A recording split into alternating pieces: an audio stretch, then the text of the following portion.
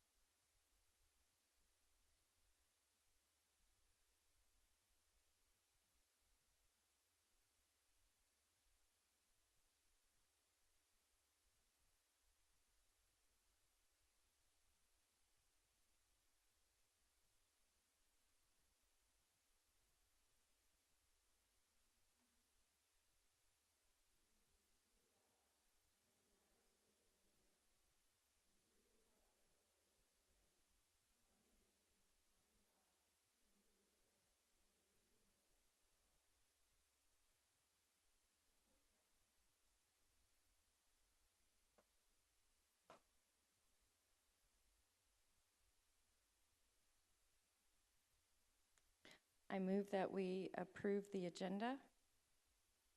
Second. Any questions or comments regarding the agenda? All those in favor? Aye. Aye. Motion carries 4-0.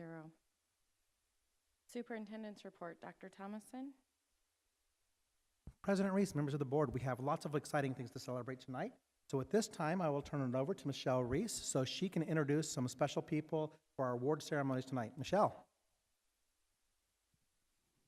Thank you, Superintendent Thomason. Governing Board President Reese, Vice President Ms. Kaler, Governing Board members, Cabinet, and of course members of our audience. Tonight we are going to celebrate a few distinctions, and I'd first like to bring up Ms. Hope Larson from Higley Traditional Academy and Ms. Linda Baywick from Sossaman Middle School.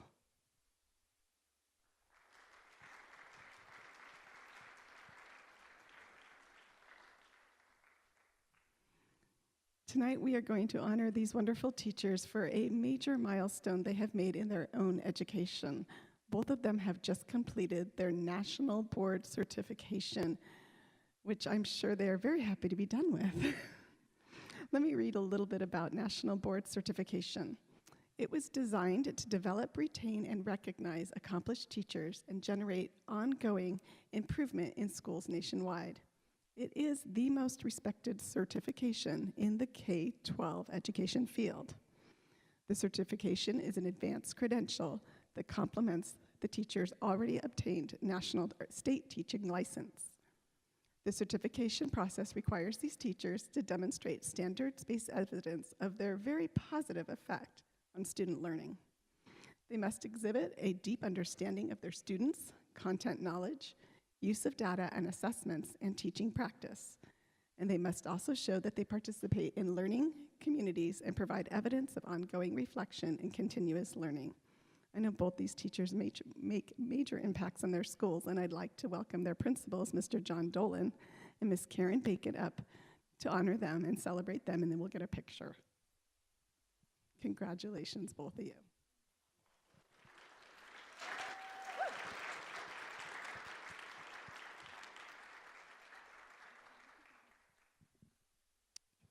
Just to touch about Linda, I asked her before I came up here because I'm wearing a golf shirt here today. We do college day at our school, and she's in charge of our NJHS, and it's something that she started. And though it's not nationally board certified, it goes with the whole idea of the importance of academics, and she started that. And I think it's really neat. Also, when you come to my school, you know, whether it be her class or any other class, the things that she's doing for us just continue to elevate us and kind of put us in positions to be more successful, and it's kind of because of Linda, and I'm very proud of you. I'm glad that you did what you wanted to do.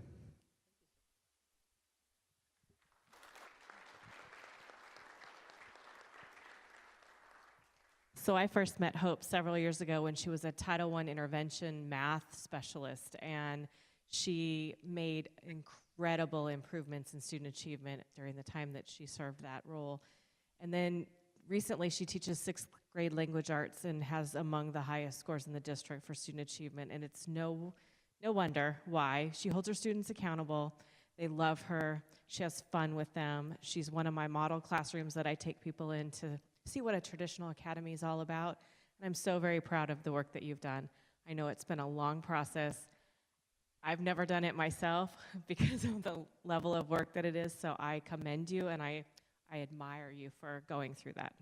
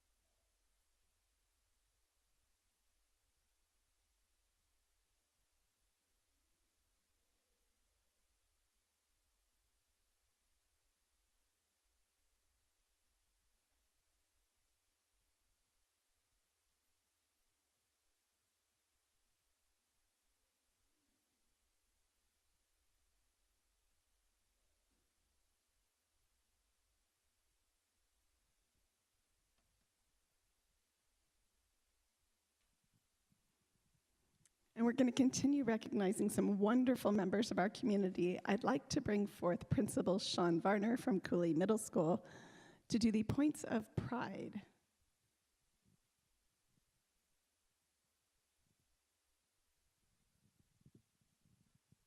Also coming up is Mr. Greg Keith, our assistant principal at Cooley Middle School. President Reese, members of the board, cabinet, it is my pleasure tonight to introduce to you some very special people to Cooley Middle School that have really made a difference, continue to make a difference for our school with, as Ms. Reese said, the Points of Pride. So first of all, I'd like to introduce to you our Points of Pride teacher nominee, Mr. Tyler Heddick.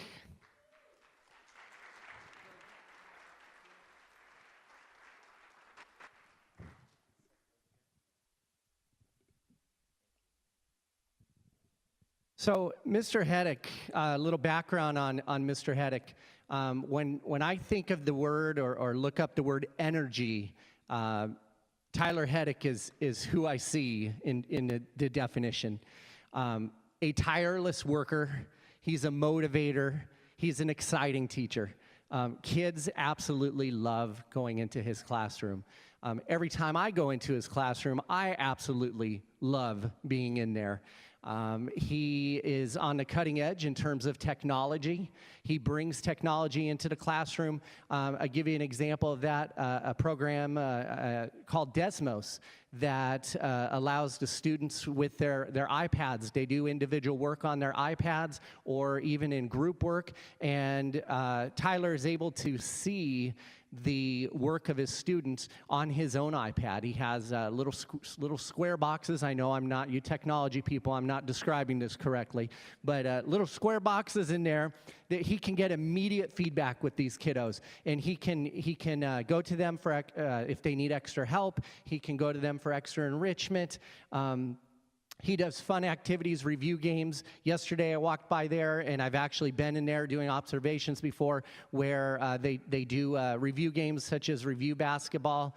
It's just, Mr. Heddick is just a fun teacher. He's a third-year teacher. You would never know it.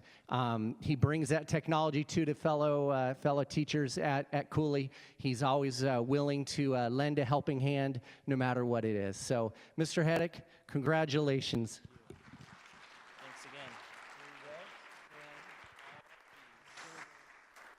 So we're providing our adult Points of Pride folks with some succulents tonight. Normally I do flowers, but the flowers die so the succulents will last forever. So I'm depending on you, Mr. Heddick, to keep this alive. I expect to see this on your desk tomorrow. So next up, as far as Employee of the Month, classified Employee of the Month, I apologize, Points of Pride nominee, Miss Tammy Williams. Come on up.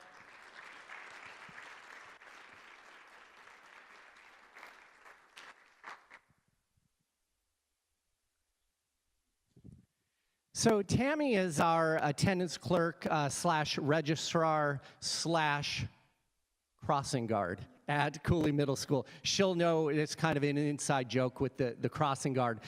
Tammy, though, officially is our attendance clerk, registrar, but Tammy is a jack of all trades. She will do absolutely anything on our campus. She helps out in the front office when we're shorthanded.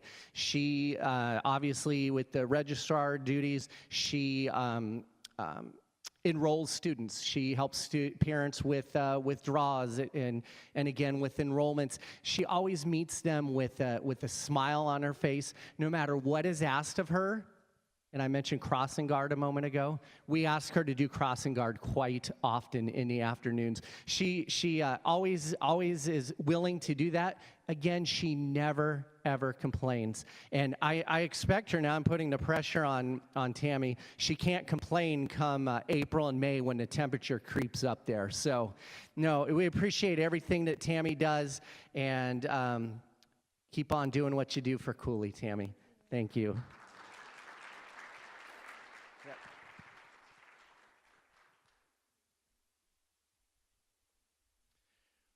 Our volunteer Points of Pride nominee, Miss Sarah Gates. Come on up.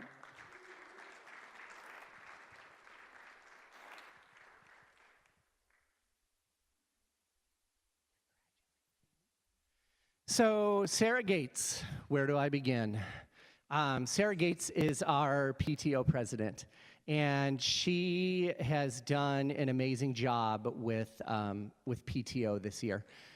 She came in at the end of last year. She was interested in doing it. She had done it at the elementary school. She said, I don't know if I want to continue this, and you know what? She was glutton for punishment, and she continued it and loves every minute of it. That's the thing about Sarah. At least if she doesn't love it, she doesn't show it. She's again, I said this with Tammy. Sarah's the same way, constantly smiling. She has brought new ideas as far as fundraisers for Cooley Middle School and through PTO. She's brought new ideas, a new sense of enthusiasm, a new sense of organization with PTO, and we appreciate every bit of it. So thank you for everything you do, Sarah.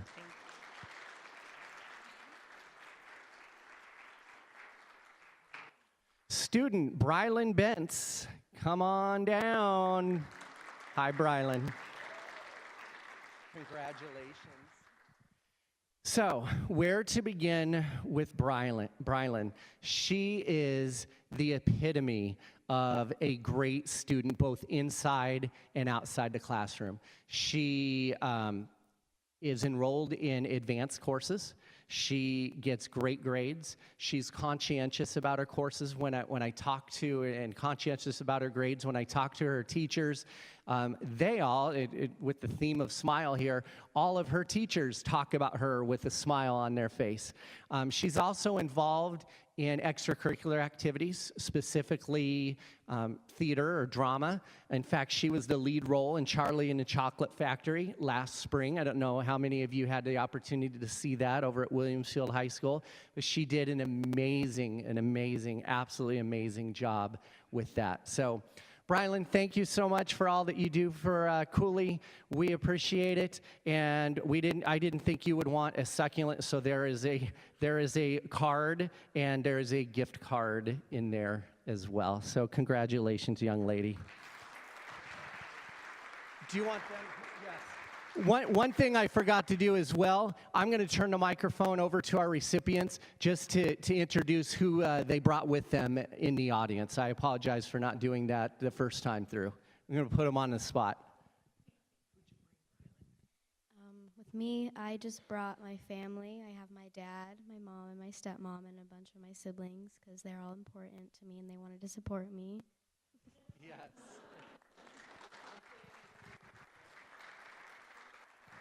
I also have my daughter, my son, and my husband back there supporting me. Thank you for coming. I brought my mentor teacher, my life coach, and spirit animal, Tara Geyer.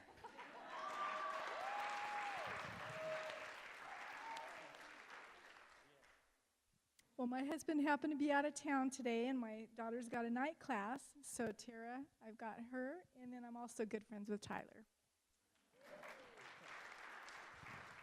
Hey, again, congratulations, you guys. It's picture time.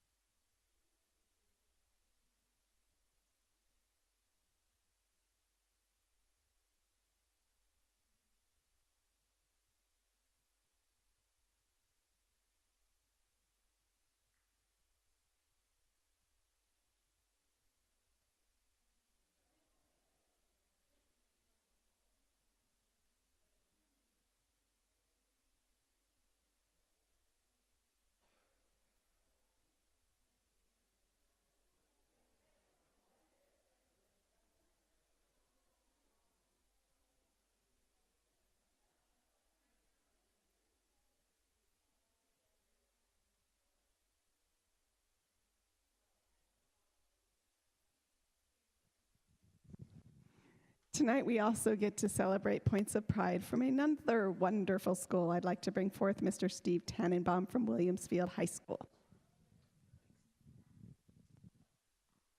Good evening, Madam President, members of the board, council, and really excited to talk tonight and have an opportunity. You know, we see the schedule of Points of Pride, and you know it's coming, you know it's taking place, and us as a staff get together and kind of talk about who are these people on our campus. We have so many outstanding people that help to support our campus every day, but there are certain individuals, of course, that stick out. And as we were going through this process and looking at who we can and who we get to honor and who we get to talk about, there's definitely names that come up and names that are constantly spoken on our campus. First one we're going to start with is our volunteer Points of Pride, Miss Bug. If you can come on up, Michelle Bug, please come on up.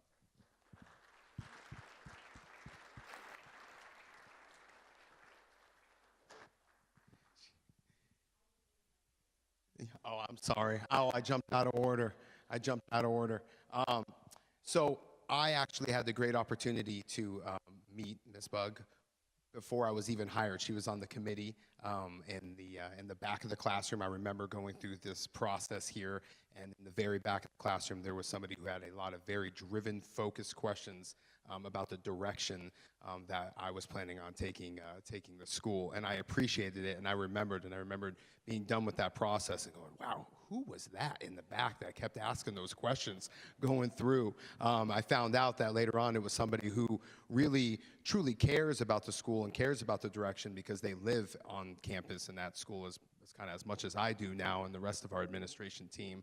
Ms. Bug helps to serve our campus in a variety of ways. She helps to serve as a member of our booster club for a football program, serves meals to our team, serves meals to our staff, helps with grant writing with our booster clubs, not just the football program, but as well as other programs on campus. She's going to take part as a committee member for our accreditation that's coming up here as well. taking part of our signing day that we're having as well. She's also volunteered as well with our awards banquet and program that we're going to have here coming up in May as well. So we really appreciate all of her efforts, everything she does on our campus to support. Thank you so much.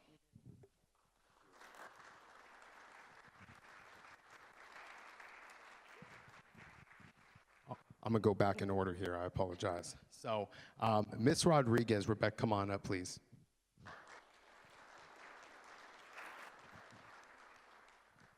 So, Rebecca, when we talk about having the right fit for certain programs on campus, I think is really important. And our AVID program was one that we needed to move in a direction. We had some changes take place, and Rebecca was one that took off and said, you know, we actually called her while she was in Europe, and she called us back and said, we said, hey, we need your help, we need you, we need your guidance, we need your energy, we need someone like yourself to help us with our AVID program.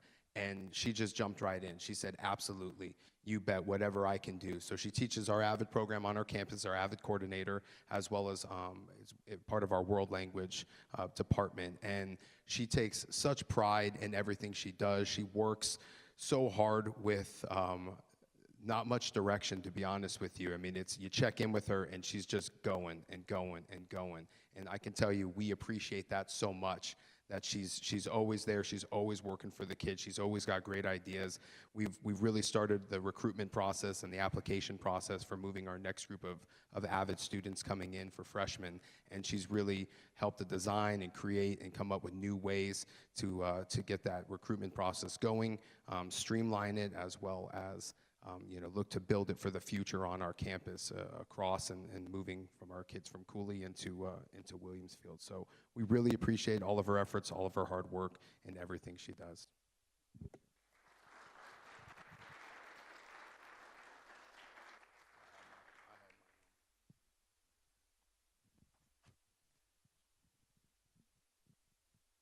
All right, Bobby. Robert, come on up. Bobby's our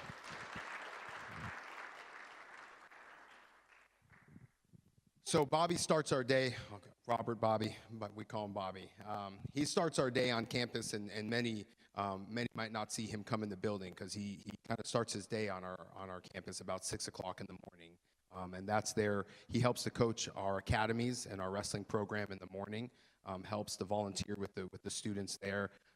After that finishes up and first hour is about to begin, he quickly dresses out, hurries up, and heads over into our life skills classrooms. He is a paraprofessional in our life skills classrooms and works with many of our students in there in small group setting, helps to work on sensory activities for our students that are in our life skills classrooms. You name it, he does it, and he does it with a smile on his face. He never complains. There's days, he had his birthday just recently, and I'll embarrass him for a second here, and he just goes about, yep, man, it's my birthday, just taking care of kids, and he's always there. He's always smiling. He's always working hard. The school day ends, and he says goodbye to everybody, and he clocks out, and then he heads back over and continues to coach and continue to stay on campus. And be there for our students. He does all of this while he's still going to school right now. And so we really appreciate the time and the energy and the commitment that he has on our campus. It's outstanding. We're a better place because he works there and he's part of our family. So thank you.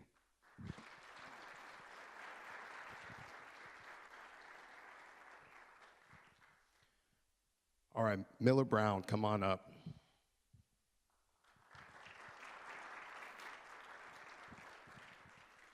So today, as I was announcing our points of pride, we were discussing, we talked to some teachers, senior teachers first, as we were looking at our points of pride and senior teachers, and we announced it to our staff, who our points of pride were, and it was really fun. I'm glad your parents are here tonight because you got to hear a room full of our staff really talk, oh, wow, and people were clapping for him that have had him when he was a freshman or last year. And so you heard, different grade levels of teacher really talking just all about the type of young man that's standing up here right now. He's currently has a 4.9 GPA. on our campus. He's taking 6 AP classes on our campus. He was a state champion swimmer, backstroke state champion on our campus. Just an unbelievable student athlete. And with talking with his teachers, talked about the type of character, the type of leadership, just his overall presence on our campus, you know, this year as a senior, and then today hearing him, of course, as a junior as well. So really proud of him. The only thing I'm disappointed is I didn't get to know him for four years on our campus, but very proud of what he's done and accomplished. And we're very excited to see where the future takes him. University of Wyoming? Wyoming is where he'll be heading there. So, Miller Brown, thank you.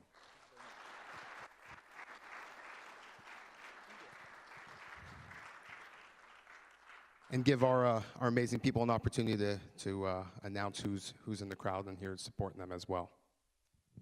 All right, so I have my mom, my dad, my sister Megan, and my grandmother. And I'd also like to mention that I had Miss Geyer in 7th grade, so I guess I have her too. Or 8th grade, sorry.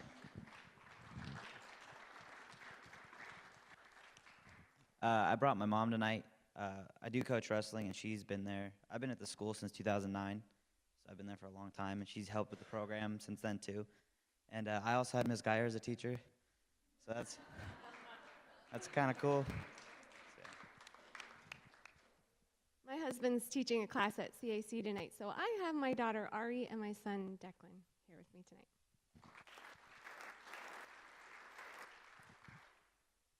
My husband's freezing in Ohio. The number 1 son is at college. Number 2 is concerned with his GPA, so he's doing homework. And number 3 is at Bible study, so I'm on my own.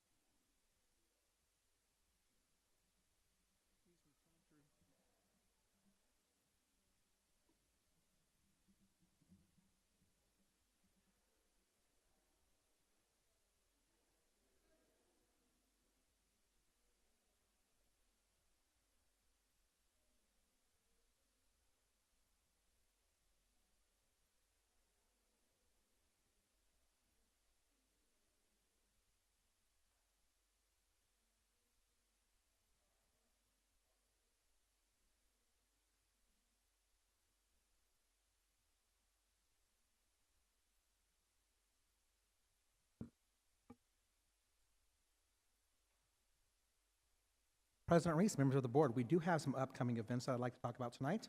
So on Thursday, February 8th, just next week, we do have our Higley Unified School District Job Fair, and that will be led by Mom Martins, our new HR director, and so we're very excited about that. So if you know of anybody looking for an education job in any capacity, please send them out to our job fair next Thursday night from 4 to 8 p.m. at Williamsfield High School. And then on Wednesday, February 14th, that's Valentine's Day, we did have a Valentine's treat for the board that will be having a brief board meeting followed by the work study at 6 p.m. And so for Valentine's Day, I'm sorry to say that you'll all be here with us. So then we have a holiday shortly after that. So that following Monday, we do have President's Day, and so there'll be no school. And so hopefully you'll be able to take some time with your loved ones to celebrate Valentine's Day on the 19th.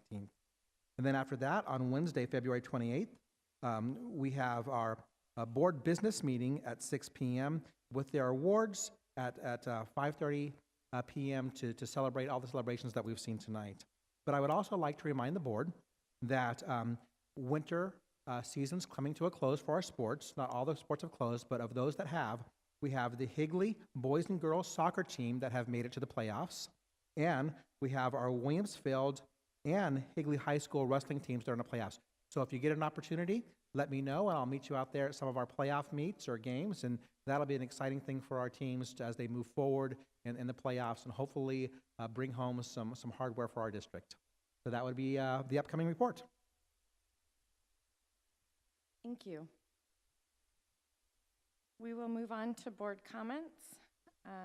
I would just like to say that Dr. Thomason and I attended the State of the Town with Mayor Jen Daniels. It is available online through the Town of Gilbert's website. It talks about the day in the life of someone in Gilbert. So it was really interesting, and it was exciting that we had our school resource officer from Williamsfield do carpool karaoke with Mayor Daniels, and they did more than one song. So you can find that on YouTube, and they did do Taylor Swift, Shake It Off. So I would say that was more Mayor Daniels, but it was a lot of fun to watch. I also got the opportunity to attend a Higley High School basketball game and the academic blitz, as well as both freshman nights at each of our high schools. So that was fun to see the freshmen coming to see what's offered and the parents. And I remember being a first time going to be a freshman parent, and the fear, and I could just see the fear in their eyes, and it's like, it's okay. So those were good events. Any other board comments? President Reese? Ms. Kaler? Let's see, Dr. Thomason and I, along with our math coach, attended a great meeting with State Representative Michelle Udall on 8th grade math and the big goals that she has for our AZ progress report. She's taking this up and is very passionate, and thankfully our math coach is equally as passionate, so I know that he's going to be meeting with our East Valley Consortium math coaches this next week, or Friday.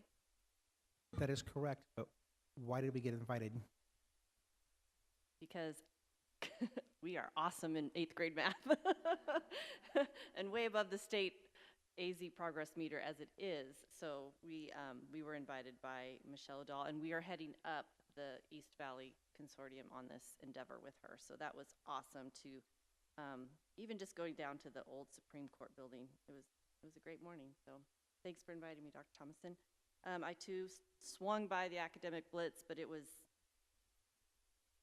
almost over, so I apologize. I just kind of breezed through very quickly, but I appreciate all the hard work that went into that night, and I could just only hope that we can get more attendance if we're going to do this again next year. I know that that's kind of it's a rough night. There's a lot going on at the same times with all the back-to-school freshman events and then academic blitz.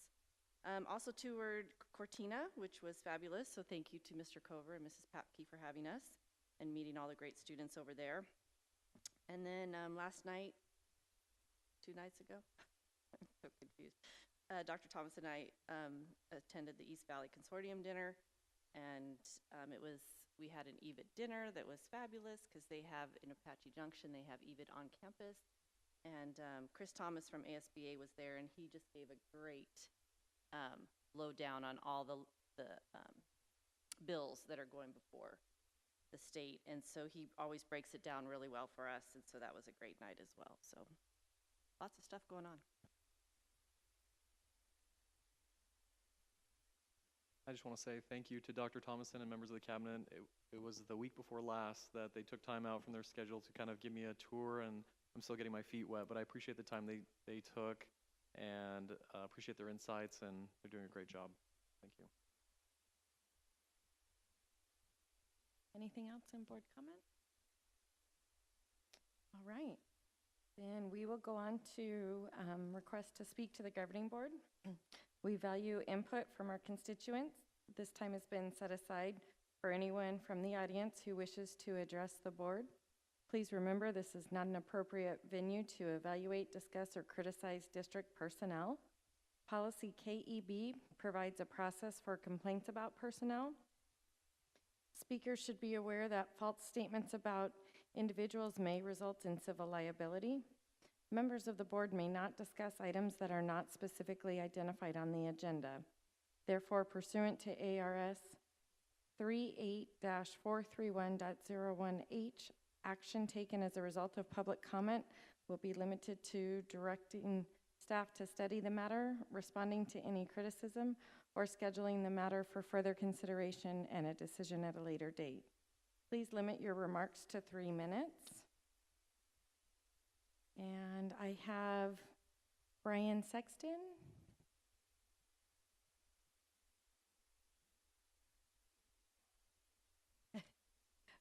Right up. Look at there. Thank you. Welcome. President Reese, members of the board, thank you for your service to the community. My name is Brian Sexton. My wife and I have a son in kindergarten at Centennial, and we have a daughter in preschool at Sauceman. And the faculty, Dr. Thomason and his staff, are just amazing, and our kids really enjoy really enjoy their teachers. But they'd rather be at home, and I think it's more of a credit to the amazing parents they have than anything else. But yesterday, I had the privilege of attending an event at the Higley Arts Center. It was a program for the arts, building bridges, and over 1,600 students attended this event from throughout the East Valley schools. And I heard yesterday that Higley schools did not have a representative class at that event, and I'm sure there are valid reasons for it, but I would hope that next year a class could attend, specifically my son's class that could attend, because it was a very well put together event. And again, I just want to commend Dr. Thompson and his staff, and thank you again for your service on the board. It's fantastic. We really love being in Gilbert and the Higley School District, so thank you for your time. Thank you. Thank you. And that Building Bridges program is pretty amazing, and they do a sensory friendly performance as well. All right, we will go on to consent. I move that we approve consent agenda items 6.1 through 6.10. Madam President, before we Mr. vote, Gleb, I would just absolutely. ask, I'd like to make a motion that we, item 6.8, if we could just vote on that separately. I had some comments that I wanted to make. I'm still happy to vote on that, but I was hoping we could just set that one aside, please. Okay. I will then amend my motion to approve consent agenda items 6.1 through 6.10 with the removal of 6.8 to be voted on separately. You second that one? Second.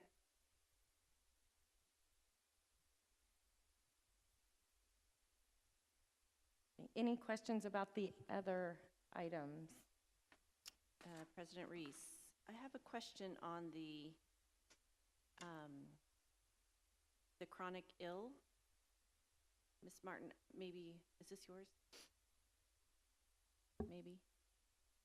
Yes, I'll do my best answering. And if not, I know Jen Corey is in the room to help too. My only question was, what about when a student is tardy because of chronic ill? Where does that lie? Does not lie. So it doesn't, okay. That was my only question. I had a couple questions. Hold on.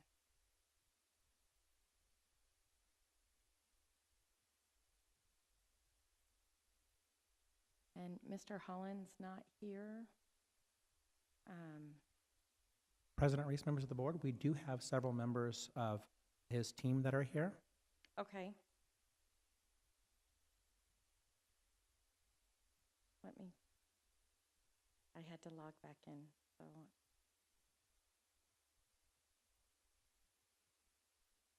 so. Well, mine's not, for Mr. Holland, it's not in this one. Hold on.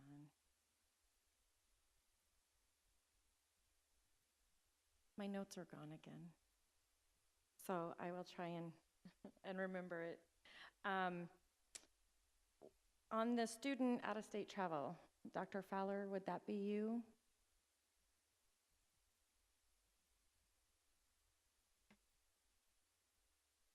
President Reese, what is the question for? I'm sorry. Just the question I had was for the DECA Club trip, I noticed that it had it broken out that there was a cost to students, cost to district, and cost to club. I was wondering if you could explain what the cost to the district would be. Because they have $1,600 for cost to students, and that's all students, but $1,300 cost to the district, and then $1,200 cost to the club. I've just never seen that there's a cost to the district on club travel.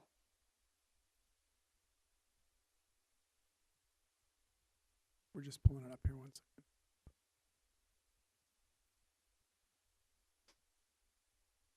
Without looking at it specifically and seeing that part, the cost of the conference is likely picked up by the district, but maybe the additional part of the travel related to that would be what the club is picking up. But it's in Phoenix.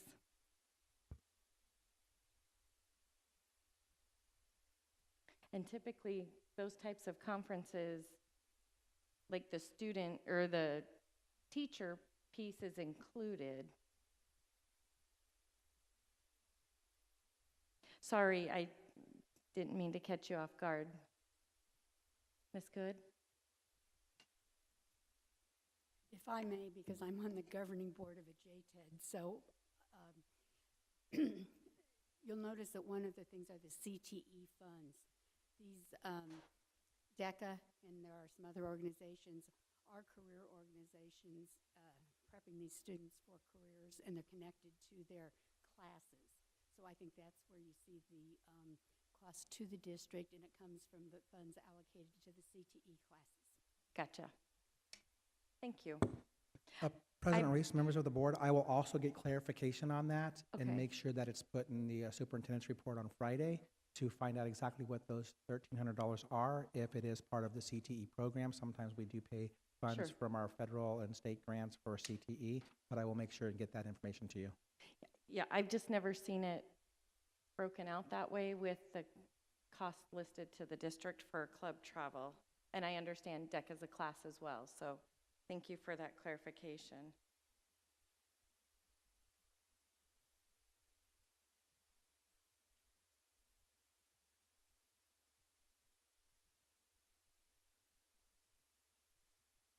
Any other questions on any of the other items?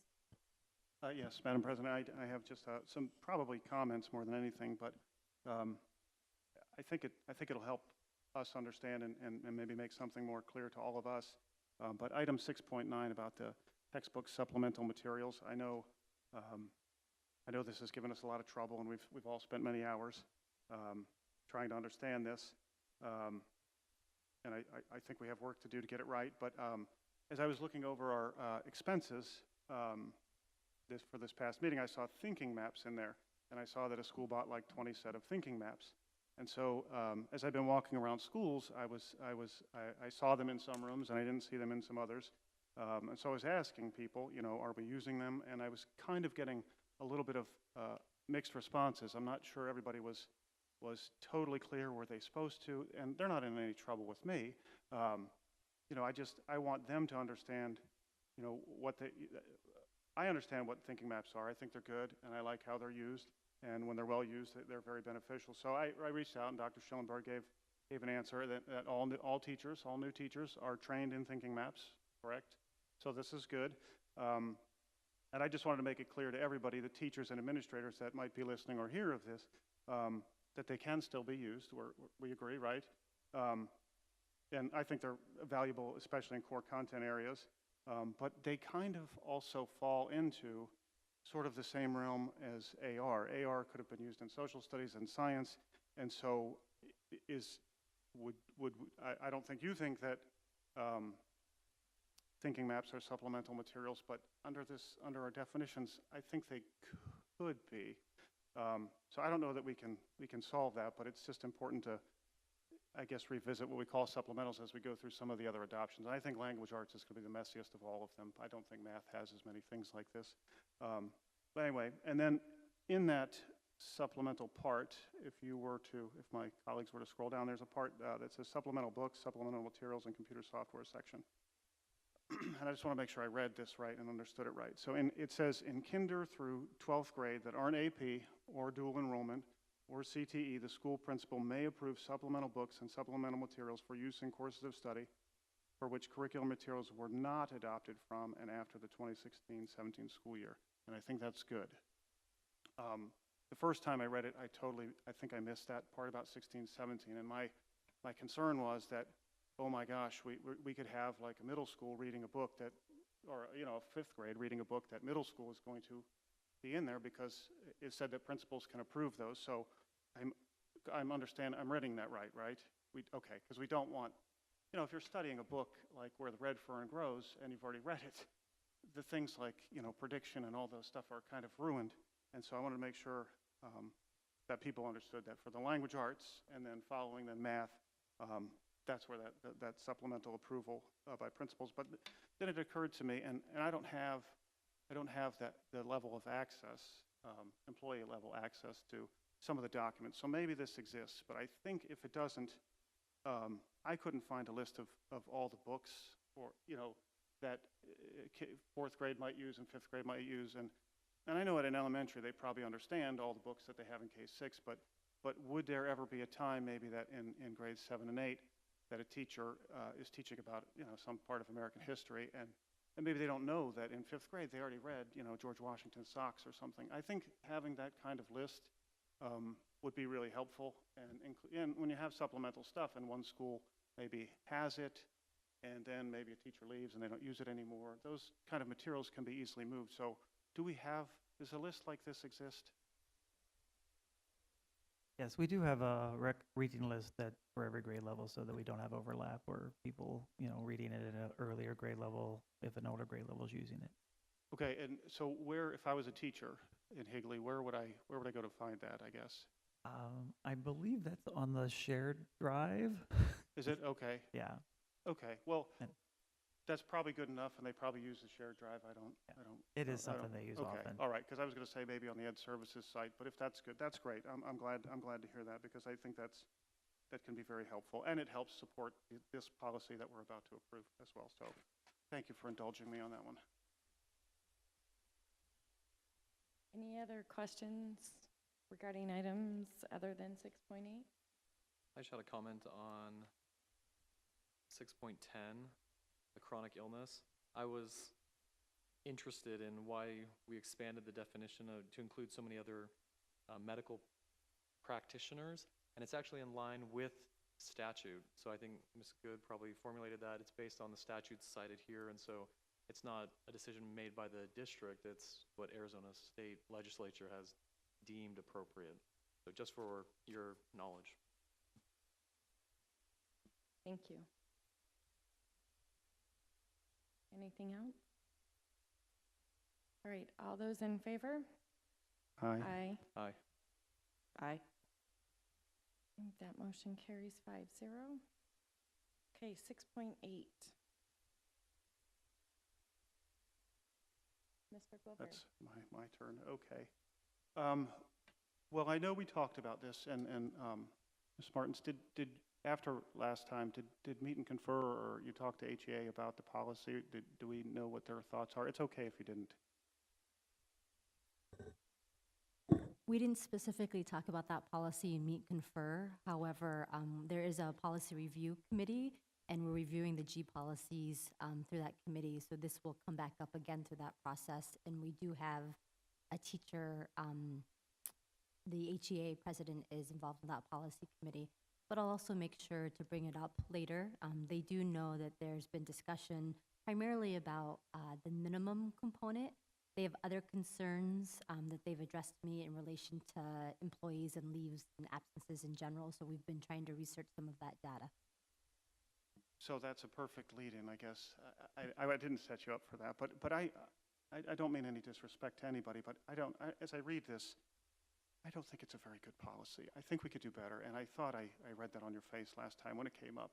So I think, as I was looking and thinking about our strategic goals, this would be a great thing to maybe throw back to a committee and say, you know, how could we do this better? I notice in here there's something about, you know, they can use this if an employee doesn't have short-term disability. Well, I mean, are we really making people? We really want people to have to pick between those?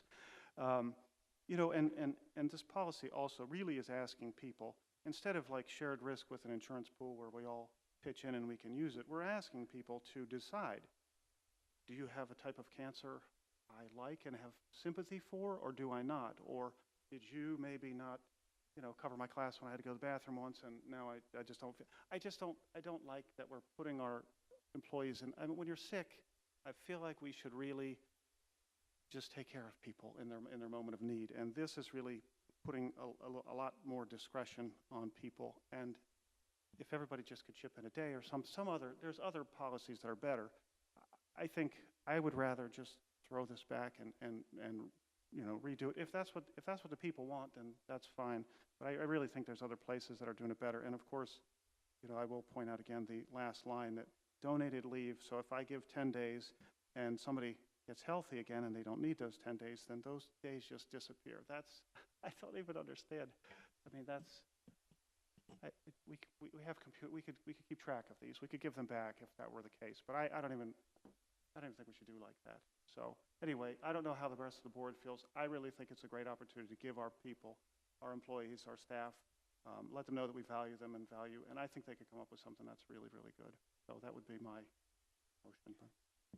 See, and I read this completely different because we've had this policy and we've had this conversation come up before. I read that at the moment, we're just adding the minimum of 1 year. And I didn't read that this is the time for a total overhaul.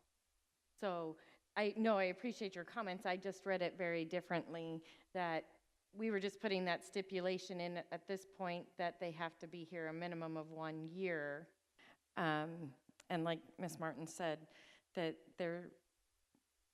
this policy hasn't yet gotten to the policy committee. They're on the G policies, but so I appreciate your comments. I read it totally different of just looking at that 1 year.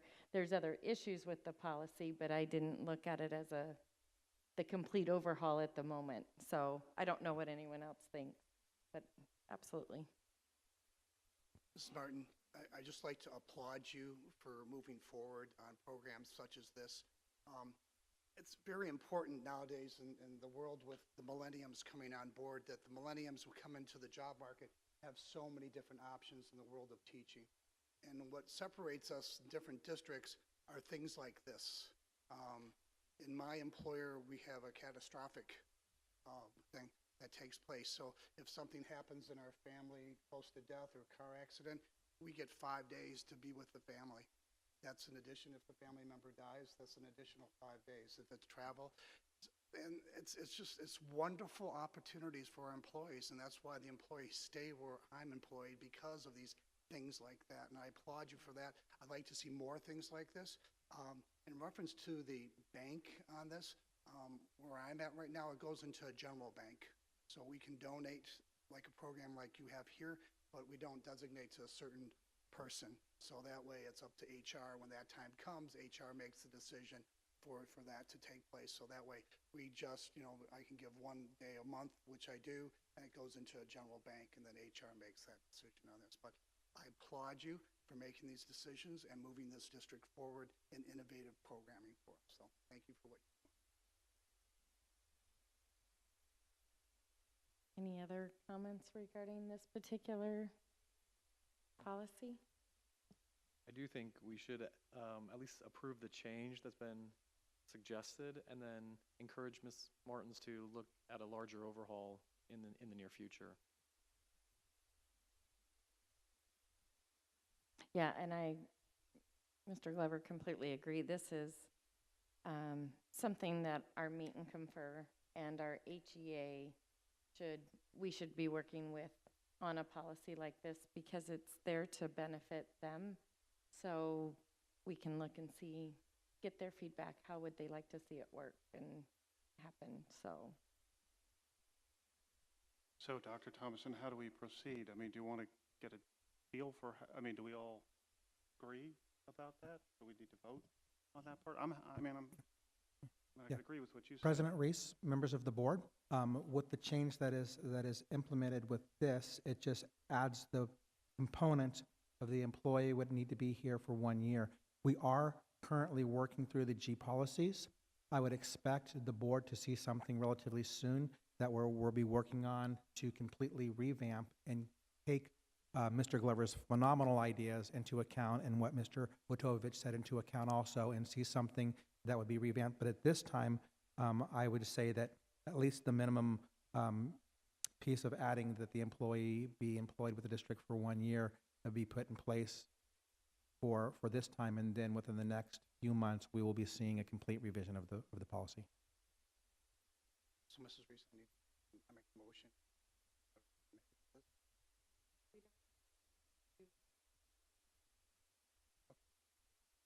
So, and if we don't have any other discussion, all those in favor? Aye. Aye. Aye. That motion carries 5-0. Thank you.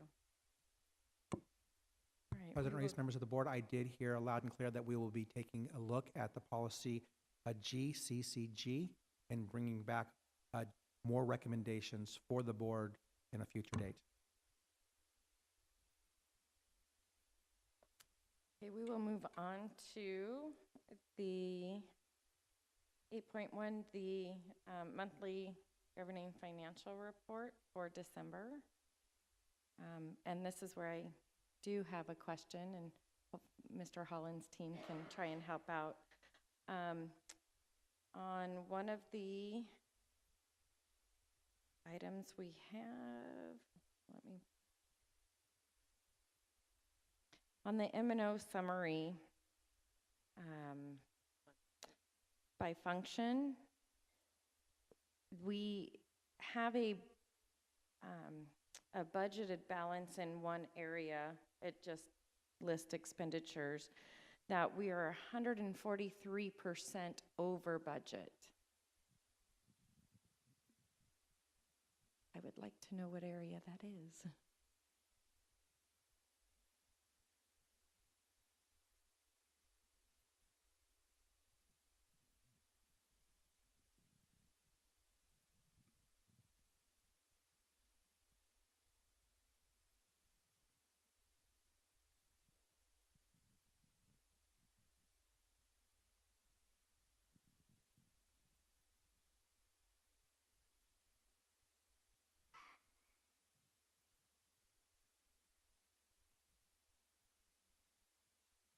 President Reese, members of the board, that would be our food services account.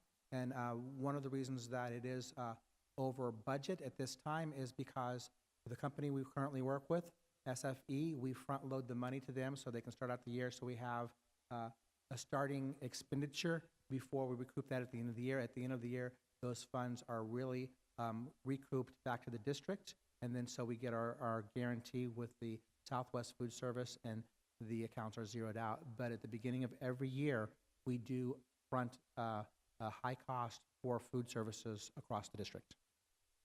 Okay.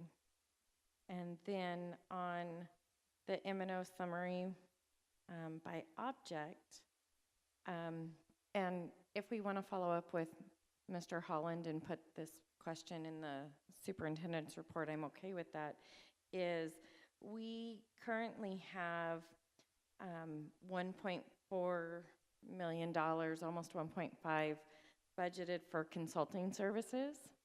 If we can get an explanation of what consulting services we're using for that 1.5. And again, that can be a question posed to Mr. Holland, and we can work with it, and Dr. Thomason can put that in the superintendent's report. Absolutely, I have that, and I'll get with Mr. Holland tomorrow and get that in Friday's superintendent's reports.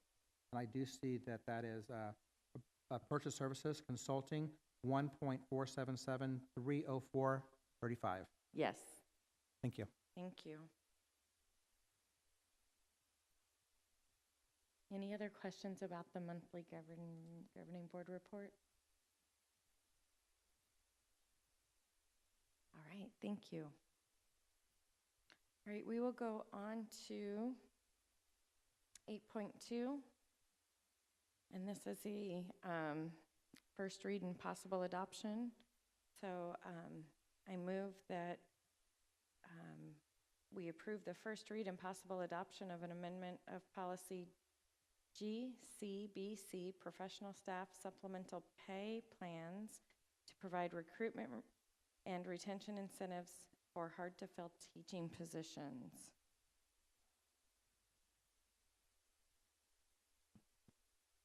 Second. Okay.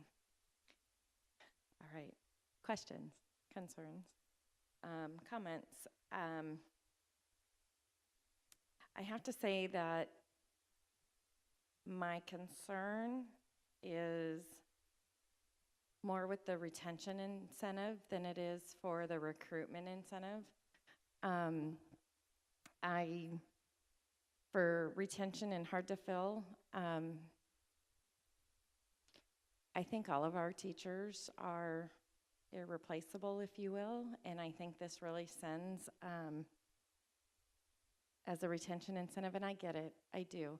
Math, and especially in the high school areas, is hard to find, and I know Ms. Diab said that, like at U of A, they had 7 graduates that came out of U of A that would be qualified to teach our high school math. 7 is not a very large pool. I understand. But I think from the longevity standpoint, we need to look at retaining all of our staff. And in my opinion, I think those funds for retention would be better used in promoting professional development, supporting our teachers, making sure they have the materials they need, and creating the environment that they are cared for, that they do want to be here, that Higley's the place for them, and where we can benefit all staff, not some staff. So my concern is more on the retention versus the recruitment.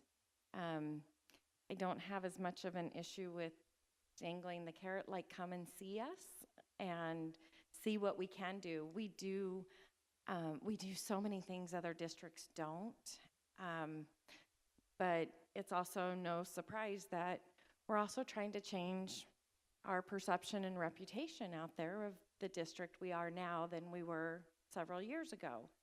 And I get dangling the carrot and saying, here, we care about our employees. Professional development's huge. We value that, and we really, I think, embrace it a lot more than other districts. Our Prop 301 money, if for whatever reason Prop 301 goes away, our teachers aren't losing their salary. Yes, it is a loss in financial through a stipend, but their salaries aren't going down. Lots of districts have put it in their salaries. Their salaries will be reduced. And I just think that there's lots of things that we have to offer that once they're here, I think would make it, excuse me, the place to make Higley the employer of choice at that point. We want to be the employer of choice in the East Valley, within the state, within the country, for education. So that's more my concern, is that retention piece. And that's just kind of my President Reese. My 2 cents. Ms. Kaler. I totally agree with you. Just reading through this, I too had some concerns sending messages to our teachers that have been here for a very long time and new teachers coming in. I know that every contract is negotiable when it comes to hiring a teacher. So I too have very mixed emotions on this, and I agree wholeheartedly with what you said about the retention part, for sure. I would just like to make a comment on this as well. It's about the whole family, and you know, in Higley we're all one, and for us to say this certain group is going to, if they stay with us, they're going to get some extra incentive. It sends a bad message to the teachers that have been here through the worst of times with us, and they're here with us, and they're not going to get anything. It's about, as I said before, it's about creating this positive environment by doing the things that we just talked about earlier, by having an excellent first-year mentoring teacher program, which is much needed. That's where you're going to retain your teachers. If you have a mentoring program here that's outstanding and they understand they're part of a whole team here, they're going to stay. So those are the things we need to take a look at as a whole for all our teachers here in this district, and they'll stay. So I think that's important for us. Madam President? Mr. Glover? Before I start, I just want to say that we're all on the same side fighting for what's best for our students and our teachers and this school district. So I don't want it to seem like we're fighting, and I certainly don't want to deter anybody from putting forth new ideas, because there's lots of things about education that should change. But if you brought a pillow, now would be a good time to get it out, because I got some things I want to say about our profession and about Higley. And then we talked at length, Ms. Martin. So I think this, you know, if anybody happens to watch or listen, I like to believe that people actually do listen. So this could start a dialogue, and maybe we'll be better off for it. So I am opposed to this policy in its totality. I know it was well intended and that everybody's heart is in the right place. I appreciate that, but I do think it sends the wrong message to everybody that's not in the high need area, and it really does leave a bad taste in any teacher's mouth who doesn't fall into the group that lingers for a long time. Historically, for hundreds of years, really, because I'm a teacher and I study education, people have been trying to find a way to pay teachers differently, merit pay and a variety of other ideas, but because we're a public good and not a private for-profit enterprise, nothing better has ever really come along. If it had, we would do that. But what we have is an accepted, system. So when we start paying people for a short-term need, and I agree we have some short-term needs, we kind of doom ourselves. And I don't like short-term solutions to long-term problems. We have a long-term problem, and I would like to start talking about that too. I know there are places that are doing it, but I tried to find some research-based evidence where this practice has made a positive impact in public ed. I know, I won't dispute that this kind of thing does work in the private sector. It does, but it also does create some problems too. But I couldn't find some data, and our strategic plan talks about using data to make decisions and best practices. But the results that I could find, and I looked repeatedly, they were mixed. There were places that were saying this is the way that we should go, were really organizations I thought that were clamoring for the privatization of public ed, that is a giant red flag for me. I really couldn't find any reliable evidence that this leads to what we want, which is highly effective rated teachers. And I mean, on that subject, it's not a perfect science of how somebody becomes highly effective anyway. And it doesn't, I couldn't find any evidence that it lengthens teachers' longevity. So this is a gamble to me. And I know there's a sense of urgency for you guys to get this done before the recruiting fairs start, but I just don't think it's a good reason to rush something like this. In talking, I think the HEA really just learned about this in 2018, so this only a few weeks. That's not enough time, I don't think, to get a sense from the teachers of whether they would really support this. I'm sure the ones who would get the money would support it, but we've got lots of others to think about. Elementary teachers would feel, like they always kind of have a little brother kind of complex, and which I understand. And language arts teachers, they grade tons of papers, and we're kind of saying that this one group is more important. So I think we kind of think that that's probably the wrong message, especially now, to send it to our teachers. But if we were to implement a policy like this, and I would say this has more negative effects than positive, but it's our obligation to go out and listen to what they have to say first, truly. And so I think something like this should take months, if not longer, to really, before it comes before us. So, you know, and the argument that other places are doing it, I know other places are doing it, but, you know, any parent will tell you that just because somebody else is doing it is a really good reason to do it. And, you know, the East Valley Human Resources directors should all get together, and we really should stop undercutting one another and poaching from one another. Our public schools shouldn't be fighting against one another. So, and then I want to talk about teacher shortages. We have to understand what we're talking about when we talk about that. And here's what teachers are saying, you know, that there's not a teacher shortage, and that might shock you. But we have plenty of people walking around Arizona and across the country with teaching certificates. They're working in banks, they're selling cars, they're selling real estate, they're working at Starbucks. What we have is a shortage of people willing to do the hard work in teaching. And so that should tell us something, and that should tell us where we should concentrate our efforts. You know, work on working conditions, crowded classrooms, a lack of respect for public education in general. Last week I read a statistic, and it's probably wrong, but about 40% of our teachers leave before their 4th or 5th year. You know, that's a problem. And our teacher prep programs might be not doing the good job. I mean, they're going to stay in business, obviously, but, you know, and then providing support to our teachers. Maybe school districts aren't doing all that they could. So that might be a better place to spend money. And I promise I'm going to wrap around and not just complain. I do wrap this around. So when you give an incentive like this, you know, you could end up in a situation where you have someone who's been with us and is a second-year teacher making less money than somebody who's already been here. And people never forget that. You know, one of the trade-offs we have as teachers used to be good, decent health insurance. I think that's kind of gone out of the way. A pension, which in Arizona we pay more than probably any other states pay. But what we had is pay certainty. You could look and you could see if you worked for X numbers of years and you got X numbers of degrees. You knew where you were, and you knew as your family grew that your income would grow. And so if we start doing these sorts of things, it's really going to tip over the cart. And so I don't want to just say no. This is where I start talking about some of the solutions. So I have a few ideas of things we can do. And we've mentioned it. We have to keep making Higley a desirable place to work. And I wanted to highlight some of the things that we already are doing so that we continue to do them that will make this a place where people want to come. So teachers like it when they know that their building manager is going to have a cleaning crew that cleans up their rooms. And when they don't have to wait with kids because a bus driver has to return and make 2 or 3 routes. Those are things that we could make sure that are getting done regularly and routinely. Giving people raises. I think you've done a great job, and I think this board has done a good job giving raises to classified staff and salaried staff whenever we can. Having current curriculum, which you're working on, Dr. Schoenberg, and dependable, reliable technology. Keeping our school-level administrators.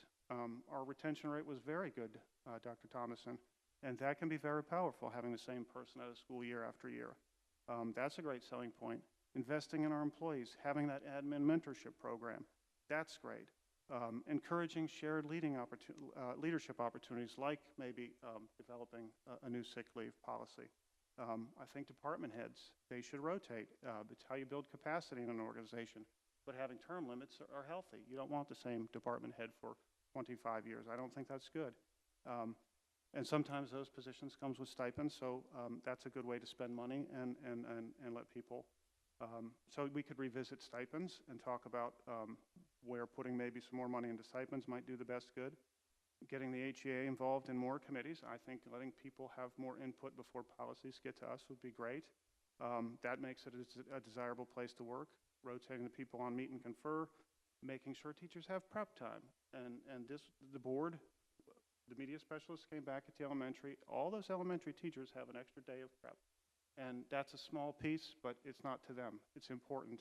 And that's a great thing. And reorganizing special ed like we did at the last meeting, so the services and support for those kids and their families and our teachers and our schools. I applaud Ms. Miller for the work that everybody did on that. I think that's a great thing. And I would use that as a selling point. I think we're starting to pay attention to sending people to trainings and not sending the same people over and over again. I think we're rotating our AP, people who go to AP conferences and AVID and ISTE and things. And I think this, if we if we have a sixth grade teacher that is a fabulous math or science teacher, I wouldn't mind spending money to help them get certified. Sometimes it's as easy as taking a test. They already have all the content knowledge. So looking at that, and I think it's hard to make a leap from sixth grade to high school math. It is a really hard certification test to pass. It is really hard. But we have the people who could help them do that. And so if I were looking to move to a district, I would say to myself, okay, this is a place where I can grow. I can be a sixth grade teacher, and if I someday want to be a high school math teacher, this is a place where I could do it. Same thing with special ed. We have regular ed teachers who are really good with special ed teachers, and we tend to cram a bunch of kids in there, but we could say to them, look, we'll help you get your special ed certification. You'll be more valuable to yourself and more valuable to the district. So that would be a good use of money. So I think last year, I think the most we were offering to experienced teachers to come to Higley was 5 years. All right, and so I don't think that's enough, and it was my plan to see if we could up that, but I think now is a good time to suggest maybe we give people up to 10 years credit. I think somebody with 7 or 8 years in a classroom is more likely to pick us and more likely to stay, because once you make it past like that 7-year mark, you're going to be probably in the profession until you retire. But there's people who won't come that have 12 years experience, and then they're going to lose 7 years on the pay scale when they come over here. I'd rather pay money for that and take a risk on a 7th-year teacher than someone fresh out of school from Florida State. So I guess what I'm saying is I appreciate what we're trying to do. I just think if we focus on the good things we're doing and committed to doing to make Higley great, the people will come, and we have to have faith in this strategic plan. I don't want to risk alienating teachers by putting one over the other. And I hope that the math teachers and science teachers and special ed teachers will understand why I'm opposed to this, because, another year, they could be on the short end of the stick. So if you guys think it's valuable and want this to pass, at least I would hope we could maybe pump the brakes a little bit. And anyway, I rambled on too long. Thank you for indulging me. I just had to get it off my chest. Otherwise, I probably wouldn't have slept for another week. Thank you. No, and thank you, Mr. Glover. And I agree with what you said. I guess my other concern that we talk about is, what is the definition of a hard-to-fill position? We did speak about this a little bit in our policy committee yesterday, and Mr. Mercado was there, and he's had an open position for a dual language Spanish teacher for our Spanish immersion in the elementary. He's had it open for several months and hasn't gotten qualified applicants. But that's not on the list as a hard-to-fill position. So what would qualify a hard-to-fill position? And then as a district, we've got to ask what is important to us. And I get these are core classes. I get that. We need math. We need science. Those are have-tos. And I understand that. But I'm not a board member who wants to sell out our other opportunities either. And we want to offer those CTE classes. We need dual enrollment and AP certified teachers. And that we have to rely on that teacher for that certification. We can't be certified and fill it with a teacher. They have to have that certification. So if that could become a hard to fill position, because we could easily say, well, that AP and dual is optional, but that's what, as a district, I believe we want to offer, because it's what's right for our kids. It's what helps them be prepared. It's what sets us apart from some of our neighbors. And so it's important to us. And I think really at some point we would be drilling down to every position could, so to speak, qualify as a hard to fill position. And the metrics and making that decision, I understand the need of specifics. And like you said, Mrs. Kaler, every contract's negotiable, yes and no, because we used to have every contract was negotiable. And we got into a lot of trouble. And I'm not saying like legal trouble, because contracts are negotiable. That's the reputation we have to get away from.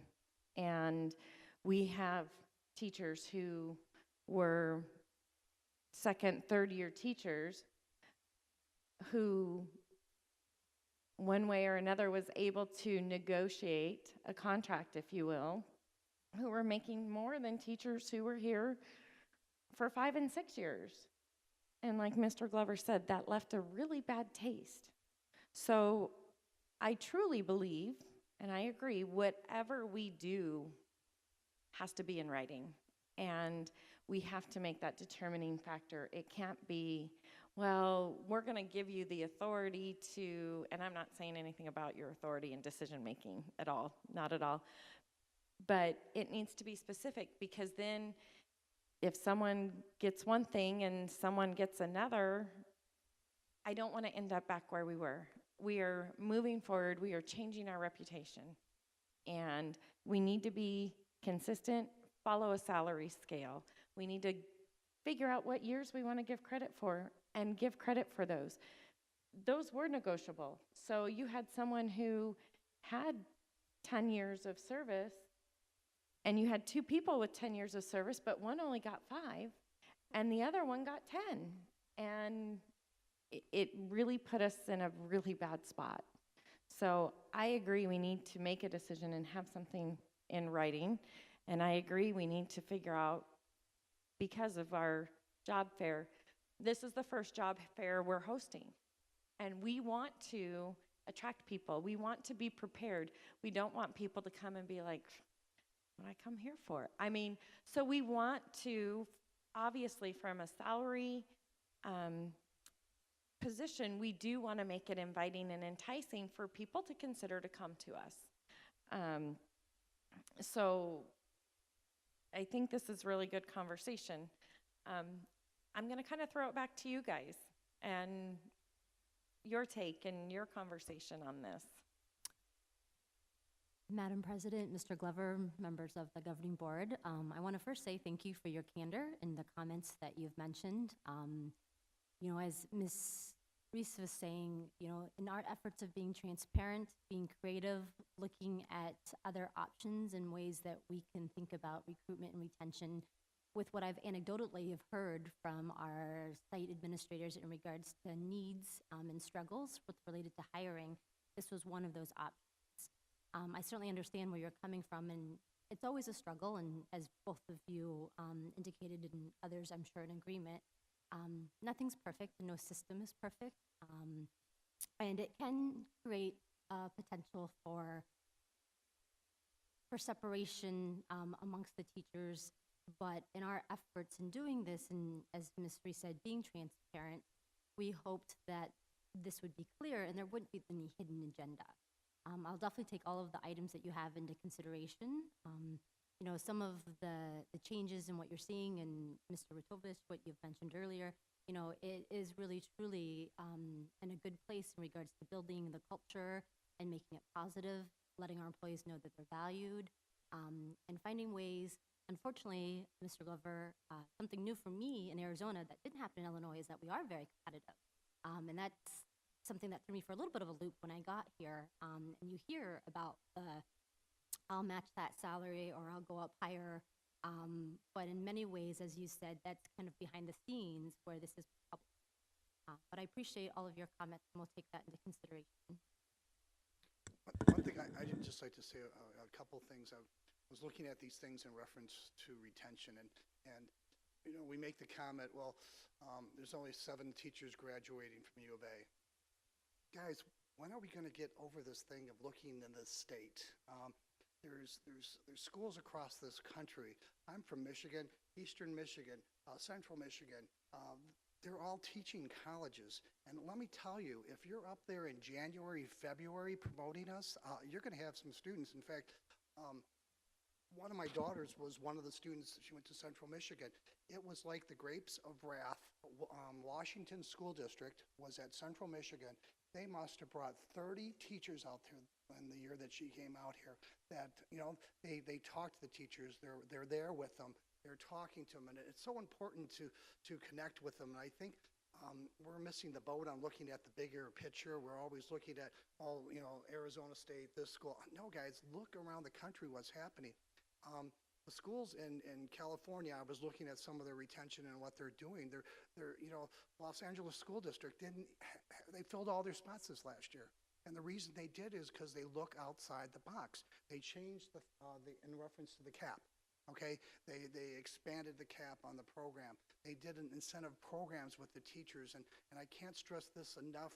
The teachers need to be part of the decision-making process. It's about the culture. We got to create the culture. We have to do some more things in HR, like what you're doing, to do for some of these things. But it's a community, and just some things like after-school programs. Maybe we can fund, you know, the teachers after school that the teachers put their children in after school for 1 or 2, 15, 20 minutes. You know, offer some little incentives to these teachers to separate it, because now when they come to Arizona and they want to get a teaching job, we're all the same here, guys. You know, I go to Chandler, I go to Gilbert. The starting salary, we're really close. It's these extra things that make the difference. So I hopefully on February 8th, there's a red carpet out there for those teachers, okay? And we are out there, and I hope even some board members are out there helping, but this is a community. And there was one community in Ohio. They had a shortage of teachers. The community came together. They helped the teachers in reference to first-year teachers, first year free in rent and apartments, free membership at a gym for a year, where to shop. They built booklets for the teachers to come. So those teachers knew when they came to a community that appreciates education. And you know, we can't do it on a state level because what's happening, but you know what? We sure as heck, we got a great community here in Higley. We got businesses, we got families and parents that would come together and make this a welcoming environment for part of your recruitment. Because it's not only just you doing the recruitment, it's all of our jobs here to bring these teachers here to this community. So. President Reese, members of the board, just to kind of share a little bit of the background of where we came here, because I think all the comments you made, I understand. I feel some of the same. It's not easy. The reality is, though, we are having a hard time filling certain positions. When I looked at, I came from the State Department and the Title Department, and Title II was under the department I worked in. They really did encourage districts to use those funds for recruitment and retention stipends. They felt that was the best use of them because of our teacher shortage. We looked at what national shortages we had, then we did look locally, okay, what is our issue for hiring teachers? And we lost several teachers last year because of a couple $1,000. That was very frustrating because we needed them. We need math teachers. The special ed is self-contained, especially is hard to fill. I do agree it's hard to have that separation and pick anybody out. That's the reason I would not ask teachers to make this decision. I think that makes it really difficult for them to put them in a position of saying, okay, we have $100,000 additional funding. You decide who. I think that's uncomfortable. So to me, by telling them these are hard to fill positions that we struggle with the most, and this is why we have to do this, and we have to work on our scores in this area, we need to keep people, I think that helps them understand that. I shared this with the Curriculum Advisory Council, so they knew that why, because I wanted them to, this is where the money came from. We think all of you are important, everyone is valuable. We only have a limited amount of dollars. We're trying to be creative with what we can do to support our high need areas. The other thing that I struggled with was if we give the $2,000 recruitment stipend and then we give them nothing the next year, they take a $2,000 pay cut. So that's hard too. I was trying to keep the dollar amount close, but not so close that it was an issue, and trying to remain in the dollar amount we have. I appreciate that, the Title II could be used for professional development. We do a lot of professional development in this district. I think we're really good at that area. We got an $120,000 additional funding in Title II that we didn't expect. The state kind of recalculated it. So we just thought this would be something we could attempt as being creative to help bring in those teachers and keep them when we have lost them in these areas.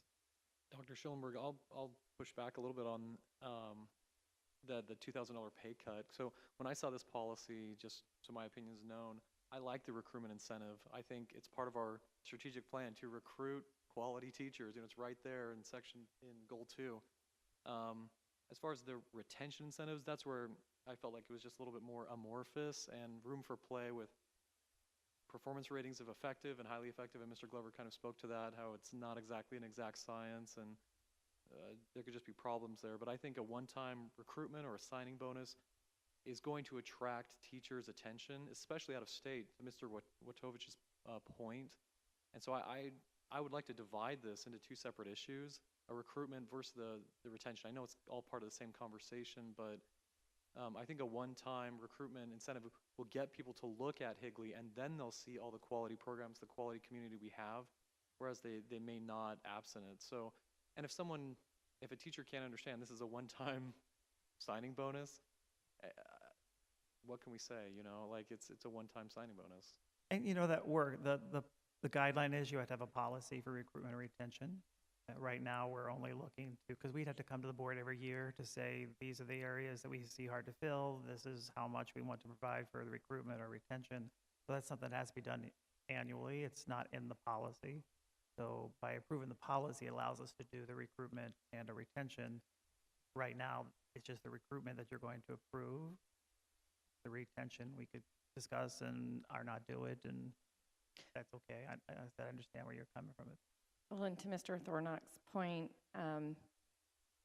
at some point, I mean, whether it be now or 5 years from now, or perhaps when one of these positions is no longer considered hard to fill, that retention piece is going to go away. And, or when we don't have that extra 120,000 in Title II funds, that retention piece is going to go away. So I mean, yes.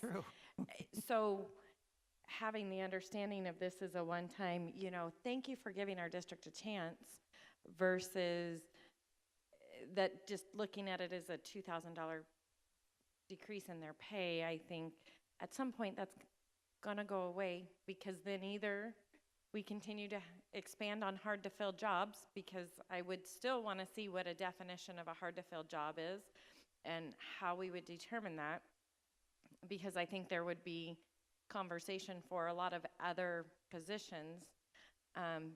Either that pool gets too big and we can't handle it, or it's no longer a hard to fill job, or we no longer have the funds to do that.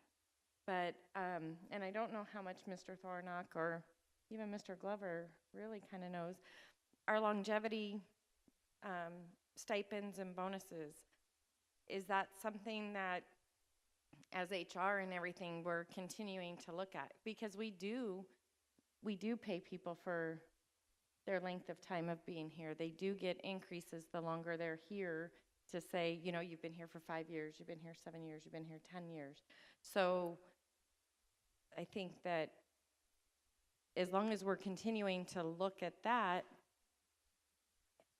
I see that as retention altogether, and that's where I think it's more equitable that every one of them is, for me, every one of them is hard to fill. So I think in that aspect, but those longevity bonuses are more important to me than a small group of retention. So I was gonna ask Ms. Good, so we have the policy before us to create this. And then our next item is to approve a recruitment amount. Help us go from here. Well, I can count noses, and I think that policy is not going to be adopted tonight, but I think it's all right. I think you could either take a motion, not have a motion, a live motion to take that policy out. There's nothing that would prevent you from then adopting a motion for a $2,000 recruitment without the policy. We do that with a lot of things related to salaries where it's a motion of the board. Okay. So I think that could be a way around that. I just interject there that the ESSA law requires a policy by the board to use Title II for recruitment or retention stipends. So I would recommend that, because you can approve the policy, we have to come back to you with the hard to fill and the amounts. And right now, we're just asking you to approve the recruitment stipend amount. And we just don't have to come back with a retention stipend. But I think having the policy allows you to do that. It doesn't mean you're going to, because annually it has to be approved by the board anyway. Linda, I mean, do you think that makes sense? Mr. Dr. Schillingberg and I do not agree on how much is required. So could we make a motion to approve the policy minus the retention? I'm just speaking for myself, so could we say that we will, because I understand what both of you are saying. Title II requires some type of policy. You say a motion from the board considers a policy, but if we just had a policy in writing and we have this policy before us, if we say we want You to could just approve this remove- policy, you could- removing the retention piece. You can do that. And so that would essentially change the policy. This policy would essentially be a recruitment policy. And Yes. then we would approve the amount in the next action item. It doesn't mean it couldn't come back. It doesn't mean more conversation couldn't happen. We know that we have a job fair coming up, and we know the intention of job fair. That retention piece is not what we need to worry about at the moment from the job fair perspective. Would you like me to craft a motion for you? I would like you to do so. I would suggest that you.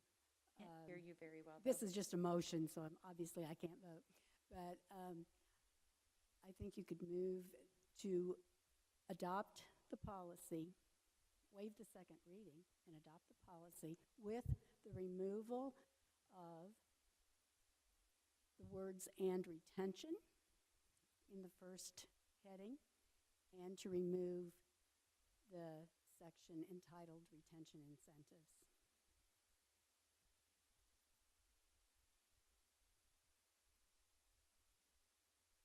Okay, and then do I need to do that since I made the initial motion? Was that motion seconded? It was by Mrs. Kaler. Mrs. Kaler, would you be willing to would you allow Mrs. Reese to withdraw that motion? Yes.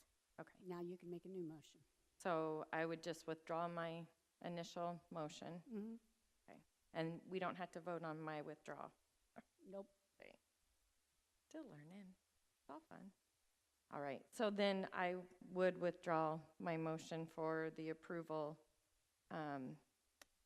of the first read and possible adoption of the amendment of policy GCBC, professional staff supplemental pay plans to provide recruitment and retention incentives for hard-to-fill teaching positions. So there. Next, I will move to waive the second reading and adopt the policy GCBC, professional staff supplemental pay, to provide recruitment and the removal of retention incentives for hard-to-fill positions, with the removal of the section titled retention. So that motion is out there. Any other conversation? I know, Mr. Glover. Yeah, I do, thank you. Well, I think all the same things. I mean, we have item 8.3, and I think the same things. There's no saying that somebody is any good only because they're willing to fill a position, and there's no promise that they're going to stick around beyond a year. I mean, I think you're taking a gamble. Again, we don't have evidence that this works, only that we think it might work. We haven't really talked to the teachers about how they would feel about it. You know, I'd rather we put our money into the things that we know are working. And there's lots of other things we can spend Title II money, not lots, but there's other things we can spend Title II money on. I mean, we're still public school in Arizona. We have needs. That's all. I just want to say too that I agree with Mr. Glover on this, that I still am not totally comfortable with because this is leaving it very open-ended to me. As far as, again, we're keeping in words, hard to fill, things like that. We're going to have Ascension offering extra money. I don't feel comfortable with this still as it is. Any other comments? And I hear what you're saying. I do. All those in favor? Aye. Aye. All those opposed? Nay. Nay. Motion passes 3-2.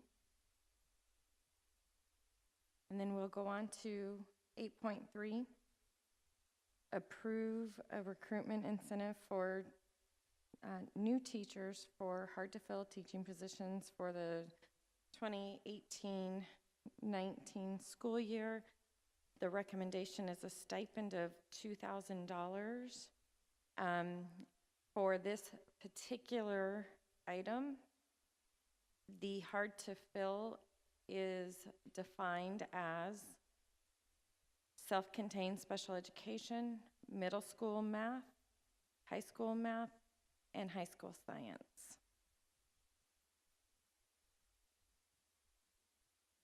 That's the motion. So for me, and I hear what you guys are saying, I totally do. I would like, I understand where we're at, I do. I would like to request some things though for the future, is one, that we try and see how well this worked. I mean, I want, what kind of reactions are we getting and things like that. And then I want us to keep an eye on how we're defining, and I would ultimately like some type of definition on how we're defining hard-to-fill positions. I understand in these particular areas we are severely lacking, and I get that. And I want all of our teachers to know they're important, and we want any teacher to come. And I don't know, maybe we can, hey, so you're qualified in this? What can we do to get you, like Mr. Glover, what can we do to get you qualified over here? And I would like that we continue to look at different areas, perhaps offering more years of service, because I agree. I think that once you hit a certain point, you're not leaving because you're not going to get credit for your years of service. So I would really like to ask that that be looked at as a recruitment tool instead of just a stipend. So, but I would like some feedback after our initial job fair to see, what did we hear? How did it go? I completely agree with Mr. Glover. I do not like short-term solutions for long-term problems. It's not how I operate, but I get where we're at, and I'm not one who likes to put something in and take it out and put it in and take it out. So we are where we are, and we need this, and I just want us to pay close attention and give feedback and see what we can do to just make our recruiting better in general. Again, I like to appreciate your thinking outside the box on this. I think the concern that I hear is some of the board members, as far as if the teachers are going to stay, and this is where your job is going to be, is to create this wonderful environment that, hey, once you have a piece of my cake, you know, you're going to go to the bakery some more here. So I think that's what you need to do, is you get them here and you see how wonderful this community is and the school system and the support they have, and they're going to stay. So I guess my question is, okay, so if I'm a new teacher, math teacher, coming here to Arizona with this incentive, or is this enough, or is this, are we going to be competitive at the table when I walk into this gym, you know, with other school districts here in Arizona? Is anybody else offering any of these incentives? Or are we out there? No, we're not alone in this. Okay. So as Mr. Glover indicated earlier, there are other districts surrounding us that offer it. It's not as transparent, so it's kind of on a person-by-person basis. A lot of the rural schools within Arizona are more public with it, and that's because of the need that they have and struggle, and we have our own needs and struggle. But I appreciate what you said, Mr. Witovich, where we are looking. I know that I've had multiple conversations with the HR department, with finance, with Meet and Confer, which is about anybody who'll listen, with ideas that I have, and looking at getting data, seeing whether or not there's ways that we can provide benefits beyond just dollars. Or maybe it's a dollar amount to the district behind the scenes, but it's a win-win and big value for the employee. So we are having those discussions, and it's about determining and figuring out what's going to work for Higley, and keep us fiscally responsible, but also provide us, because it is important to me. You know, I came here, and you attracted me for many reasons, and just as you said, in terms of community, as we host this job fair, one of the primary reasons, and we have a committee, and Mr. Jerry Richards is a leader as part of that committee, and some other individuals. We're promoting what is it about our community too, not just Higley, but come live in Gilbert, come live in Queen Creek. So we're trying to do that, as well as a recruiting plan. There's not been an intentional recruiting plan that's occurred in human resources, and that's something that I'm looking at right now too, as we start this recruiting season, and we're advertising, that we're intentionally advertising in places that we know we can get exposure, and hopefully then get interest, and develop and build our pools maybe more than we've had in the past. But I will certainly track and make sure that I'm able to give the data and results back. And especially if we're getting teachers that have been longtime teachers, just having that conversation, like if you're hearing, oh, I'm only getting 5 years credit for my service, I mean, just kind of jot that down. You know, if you're hearing that, then we need to look at that. Mrs. Friesen, that's what's happening across the country. They are raising that cap to attract the teachers, the qualified teachers with experience. They're doing that and seeing what's innovative on that. And also, is there a discussion in reference to looking at the teachers that we have that maybe are pretty close to math certification, that with a little extra here that they get that math certification that are already teachers in our district? That might see who we've got here amongst the family that might be helped out too as well. Ms. Martins, how many of these jobs, self-contained special ed, middle school math, and high school science, right now currently are staffed by, and I don't want to say unqualified, but yeah, by a long-term sub, I suppose? How many? Or not? I would have to get back to you. I don't have the exact numbers in my head, but I do know they exist. We did have a number of people who left mid-year, and in some of those instances, they were math and special ed self-contained, and they're currently with long-term subs. But I don't have the exact numbers in my head, so I'd have to get back to you. Is it fair to say we have more teachers who are qualified in those rooms than not qualified? I think that would be a fair assessment, yeah. Okay, so what we have to, I think, seriously keep in mind is the message that we're sending to those qualified teachers that are not going, that won't be $2,000 richer if we approve this thing. And I hear what you're saying, and that's where we need to look at our returning contracts, and we need to look at taking care of our current, and look at what we're going to be able to offer them for next year across the board. I hear what you're saying. I don't want to forget those who are already here, and that's where I had the big issue with the retention. I don't want to forget the ones that are already here, and we need to look at see what we can do to take care of them. All of our employees, all of our teachers that are returning next year, and I'm hoping that what's going to be presented to us for this next school year is good. Again. President Reese. Lots of thoughts going through my head, but as we get into this conversation, it does present then, are we also getting highly qualified subs? And that is a whole nother conversation that I think needs to go along with this, because I do know we have, you know, not qualified subs teaching high quality content. And so that's a whole nother piece of this. And so I think of what are we doing to recruit better subs as well in this big picture, because that is an issue, and I hear it from the students that they are taking a math class and they don't have a math background sub teaching math. So I'm really conflicted tonight on this. I see what Mr. Glover keeps saying about who we already have, and we do have some amazing math and science teachers. We honored one tonight. And so I also heard that there was talk amongst teachers thinking that, oh, I'm going to get a stipend.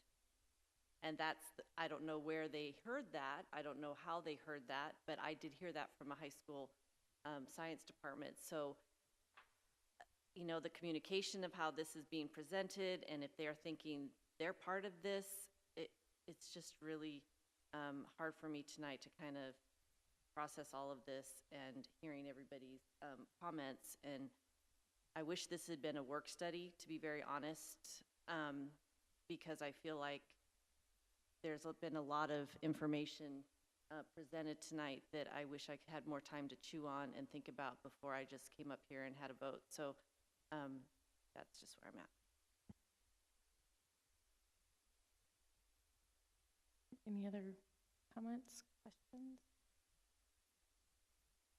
All right. All those in favor? Aye. Aye. All those opposed? Nay. Nay. That motion carries 3-2. President Reese, members of the board, I did hear a great dialogue that we have tonight. Mr. Glover, I would love to get that list from you. I was trying to jot things down as fast as I could, but after the board meeting, can I please get the list that you were reading from so we can implement some of those incredible ideas that you had? I also had an incredible conversation today with Mr. Witovich about some great ideas that we can utilize to retain teachers as we move forward.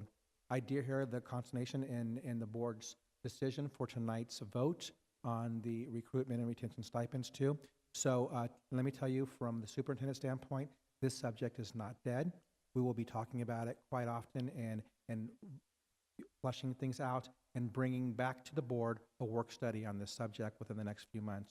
I do hear that there's different ideas and different views. We will work on it consistently in cabinet and with HR and with our administrative team and bring a work study back to you within the next few months. Thank you. All right, we will go on to 8.4. I move that we approve the addition of the health and wellness class to the 2018-19 high school course guide. Any questions or comments regarding this?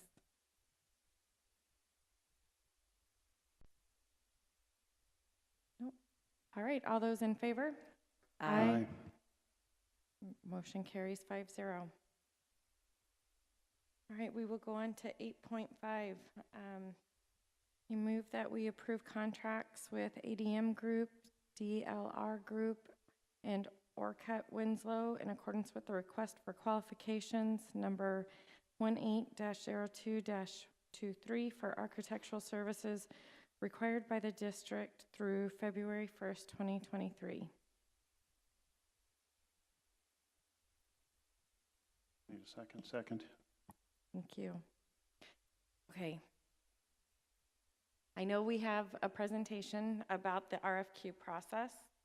Kind of the discussion I wanted to have here. It's no secret that there's districts here that are having their procurement process and everything investigated. Also, clearly, we also used one of the architects being investigated. And I think about what's going on in one of our neighboring districts, having been here as well, on what I could do better as a board member to make sure that stuff is not happening here, at least anymore. And when I saw this come up, I got really concerned about the whole 5-year mark. So, I guess part of my question is I know you guys went through an RFQ process. I know you've included the presentation, and I really appreciate that. I guess my question is, what can we, or are we, or will we do each and every year to make sure that these vendors have current licenses, that we're not dealing with any vendors who may have gotten into legal issues? 5 years is a long time, and I don't know, and that's why I'm asking. There's a lot that can happen in 5 years, and I don't want to rely on a vendor to report that to us. I want to know what we can do from our standpoint to make sure that over these 5 years, and I know that it comes back to the board each year to be kind of approved. It's a group 5-year, and then it comes back to be approved each year. But I'm going to tell you, I have a full-time job, and I do a lot of other things that I'm not going to be private eye and investigating each of these companies every year to make sure they have a valid business license, that there is no legal trouble. So I'm just putting that out to you guys because I want to make sure we're doing what we can to protect ourselves and that we're not dealing with vendors who don't have legal licenses like we have. And that's my question. And like I said, when I saw this, that my concern went up. Not that I have a concern with any of these particular vendors, just in general. President Reese, members of the board, I'd like to chime in for just 1 second. We are very fortunate now to actually have a full-time procurement person within the finance department. Karen Finn has come to us very recently, and we're happy to have her here. And she would be responsible for bringing this forward every year and taking a look at those issues and ensuring. But just because a company is on the list does not mean we have to use them. We still have the ability to completely even throw out the list. If we find that the vendors on the list do not meet our threshold for what's required for our community or our school district, we do not have to use this list. But I would say that in past years, we have not had a procurement person to help us with these issues, but we're very fortunate to have Karen with us and staying with us for a long time. She can't go anywhere to help move the district forward in our procurement of different vendors and different products throughout the district. No, and I appreciate that and welcome, and thank you for being here and making sure our procurement process is correct. And I hear what you're saying. I just want to know what we're doing on our end to make sure that in a year and a half, when we want to use one of these vendors, that we know they have a valid license, because we know they do today, but in a year and a half, or if they file bankruptcy, or if there's any legal issues, or that's what I'm asking. So is there a process that you do, although we approve this, is there a process prior to us actually using them?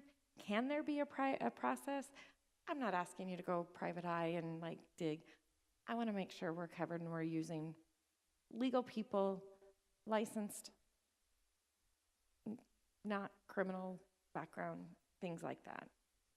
President Reese, members of the board, the first question I had was, we did have a presentation prepared, and my suggestion is, if it pleases the board, we could go through our information, and we may answer a few of the questions, and then we can address that question and others that may arise after presenting the information. That really talks about the process that we follow, legal process to do the RFQ for architecture, and then answer those specific questions. And my guess is others that may arise after we present the information.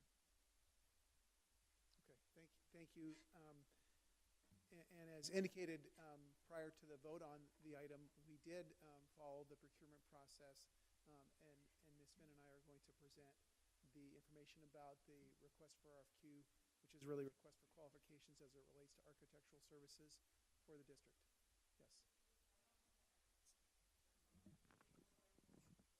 Yes. Is that better now? Okay. Okay. So I'm sorry about that.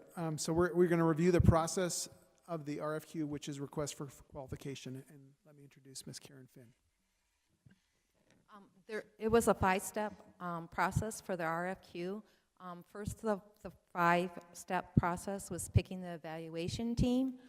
The second was taking the solicitation out to the street, which was mean that it was posted for the architects to do the solicitation for them to come back and bring their proposals back to us.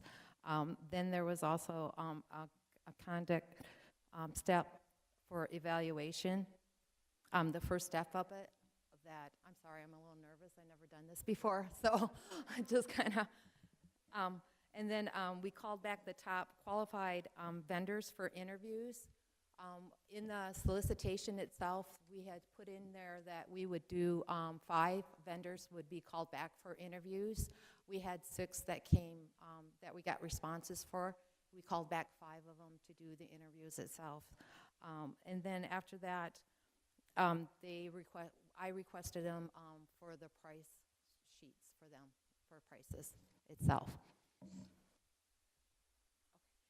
And then picking the evaluation team, holding a meeting to review the rules and regulations of the evaluating the RFQ, having them sign the evaluation committee member statement, which includes conflict of interest if they had anything that would be the conflict of interest, and also of confidentiality, which means that they could not talk to anybody, only to me itself during the process of this.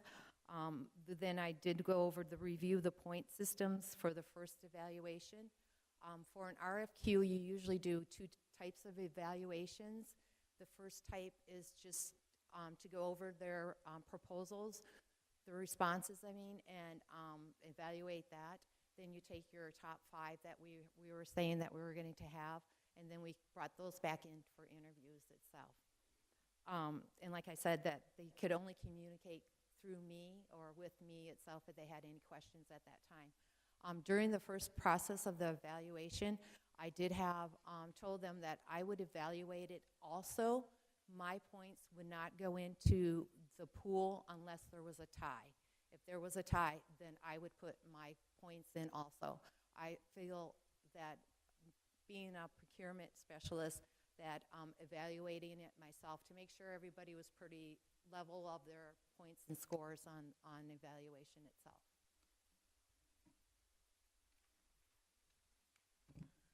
Then providing some more detail, the next step that was followed was taking the solicitation to the street, and that involves a number of steps. First being posting the solicitation officially on the azpurchasing.org website, which is our district vendors list. There's 136 vendors that were notified, 36 of which downloaded the solicitation, and then 16 of those vendors submitted a no bid. Then the solicitation, which is also required by statute, was advertised on November the 16th and then also November the 23rd in the Arizona Business Gazette. And then finally, the solicitation closed on December the 14th, and those were due at 10 a.m. at the district office, and there was 6 solicitations that were received at that time.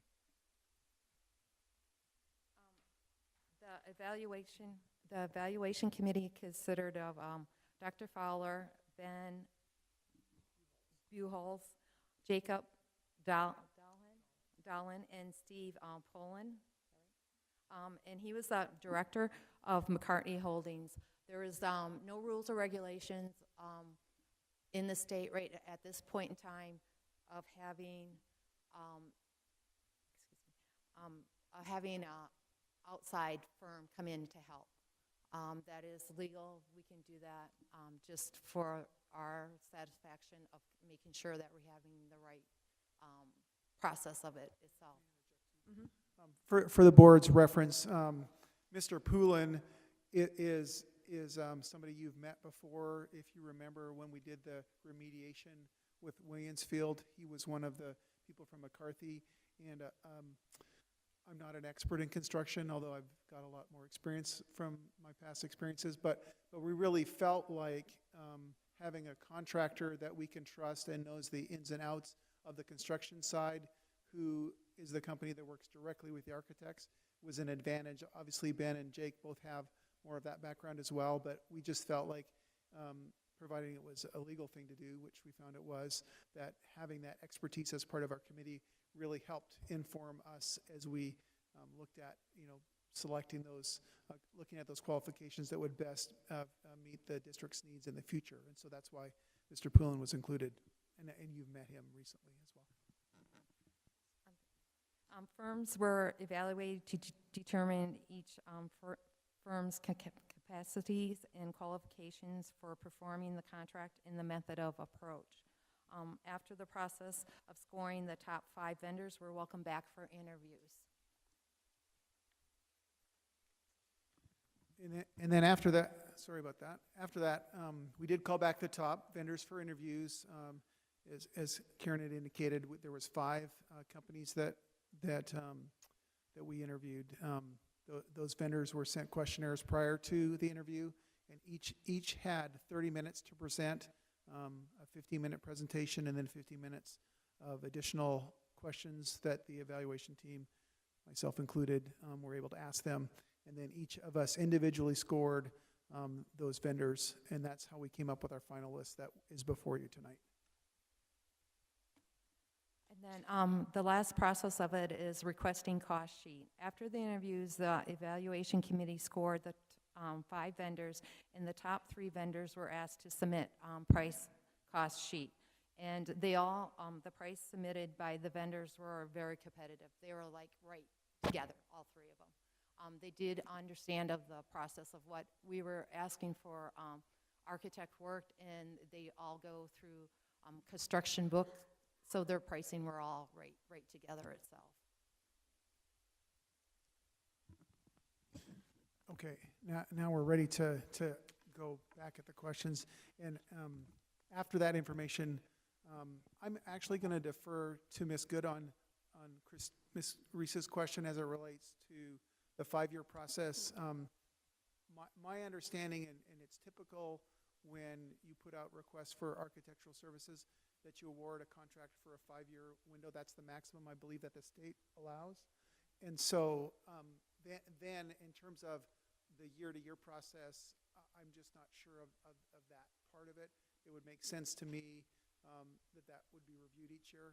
Also, all the RFQ process does is it allows us and says these are the 3 companies that we can work with in the future. And as you know, if we've had any construction activities or processes, we always bring that to the board, and certainly in the process of looking at that, we would want to review the licensure and those things to make sure that they were in place. And so that will be an internal control that we would add based on your recommendation. Ms. Good, is there anything that I missed? I think you should ask Ms. Finn how she goes about finding out if they're licensed. There's 2. There's one that's federal. It's called SAM. You log in, you put either the company's DUNS number or tax number in there, or the company's name, and it will pull up if there's any problems with it or not. Most of them all come, well, I've never really had one that come up with any problems with. They come up approved, and that's federal. There is a state one also that is on the construction, Arizona construction, that is that you can look up for debarment. You just go to that website, and I just checked it like 3 days ago, and there was nobody debarred at this time. So there is 2 different processes that we can check, and my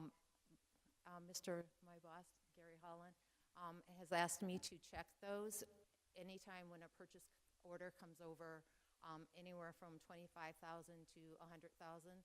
I go back to that process, even if I checked it already at the beginning of the year, I'm checking it in the middle of the year and at the end of the year also now for it. So there is some process that we do have of checking to verifying that these people are qualified and do have their certificates for that.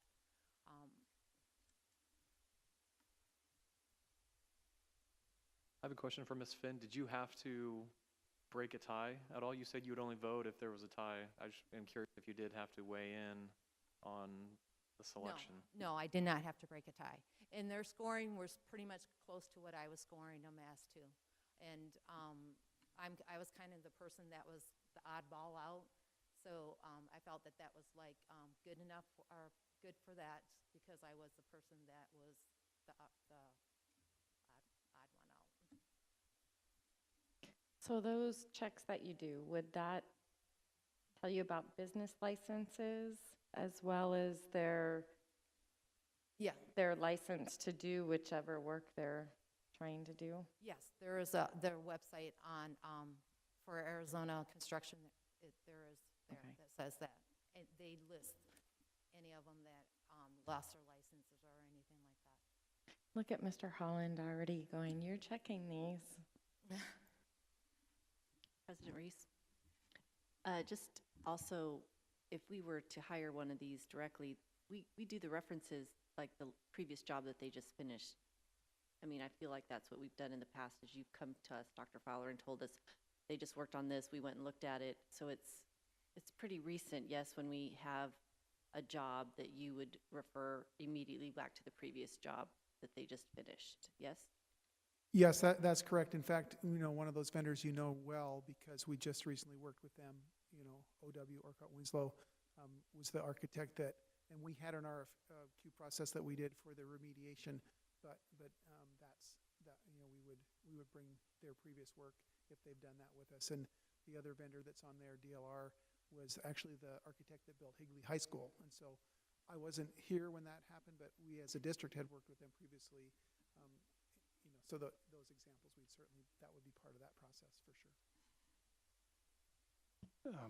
Dr. Fowler, Ms. Finn, thank you. And Mr. Poulin, I know if you would pass along, I think I can speak for the board and say thank you. Pass along our thanks for his volunteering his time to be on that committee. I have two things. One I'm going to come back to. It's petty. But just to confirm what you were saying before, I think when there is a big project, I think you can expect those questions because we are all aware. And so if you needed an affirmation, that is something that I think we would all be interested in. We just want to do better and be better than we have been. Board Member Glover and President Reese, all the board, yes, we're not going to be doing anything with architects without the board being aware. So we will communicate with you through the normal channels. And you've always done a really good job. I've told you this privately, but I'll say it publicly. The cost sheet, I heard you say architecture cost, but I'm just curious. We'll just give an explanation. Karen can explain that a little bit better. The cost sheet, there's, I had asked him to put in consideration that, because we do a lot with the school facility board, and they have a sheet, a price sheet that they use. So I told them to make sure that we're going to be using you with quite a few projects with that. So put that in mind, that will be part, to make sure that it's close to that, because they will not approve it if it's over their sheets themselves. Then on the construction website for the Arizona, there is a cost sheet on there also that they have, and like I said, it was very competitive. They were all right together. Right, but so did you like say we want to build an imaginary new school, and how much would you charge? So the example would be, for example, with the building renewal grant. So what would your fee for service be if you were working with us on a weatherization project at Santan, for example, and so that, to make sure that their price percentages matched with that. And then also, yes, what would be the new construction cost? And so that was all information that we have now that we can hold them to. The advantage also of awarding it to 3 vendors is the benefit of competition within that whole piece as well. And so, we're not obligated to work with any one vendor, but have the opportunity to obviously, with the board's permission, if we've chosen to move forward with one, we'd bring that recommendation to the board, and ultimately you would give us that direction. Any other questions or comments? Thank you. Thank you for answering my questions and providing all this information and the time and effort it went through the procurement process. And So thank you for that. No other comments or questions? All right, all those in favor? Aye. Aye. That motion carries 5-0. All right, we're on to future agenda items. So for our future agenda items, we do have an update in February on Bring Your Own Device from Higley High School. We also will be talking about our 100th day enrollment numbers and get an update there. Media Center update. I'd like to ask on the Media Center update, as we do that for our work study for next month, if we can have them include kind of what's coming next. What can we look at for look forward to for next year? Not just what we've done and how we're doing this year, but I'm seeing this as baby steps. So we've started here. What can I expect for next year? So we can prepare for that. Mrs. Reese, in reference to that, I shared with Dr. Thomas in a national report in reference to where the schools are on a national level and the plan that schools are doing in reference to that. And I hope he's going to share that with the rest of the board members. So that way, when we do take a look at media centers, that we have information to ask the right questions in reference to where we're going at.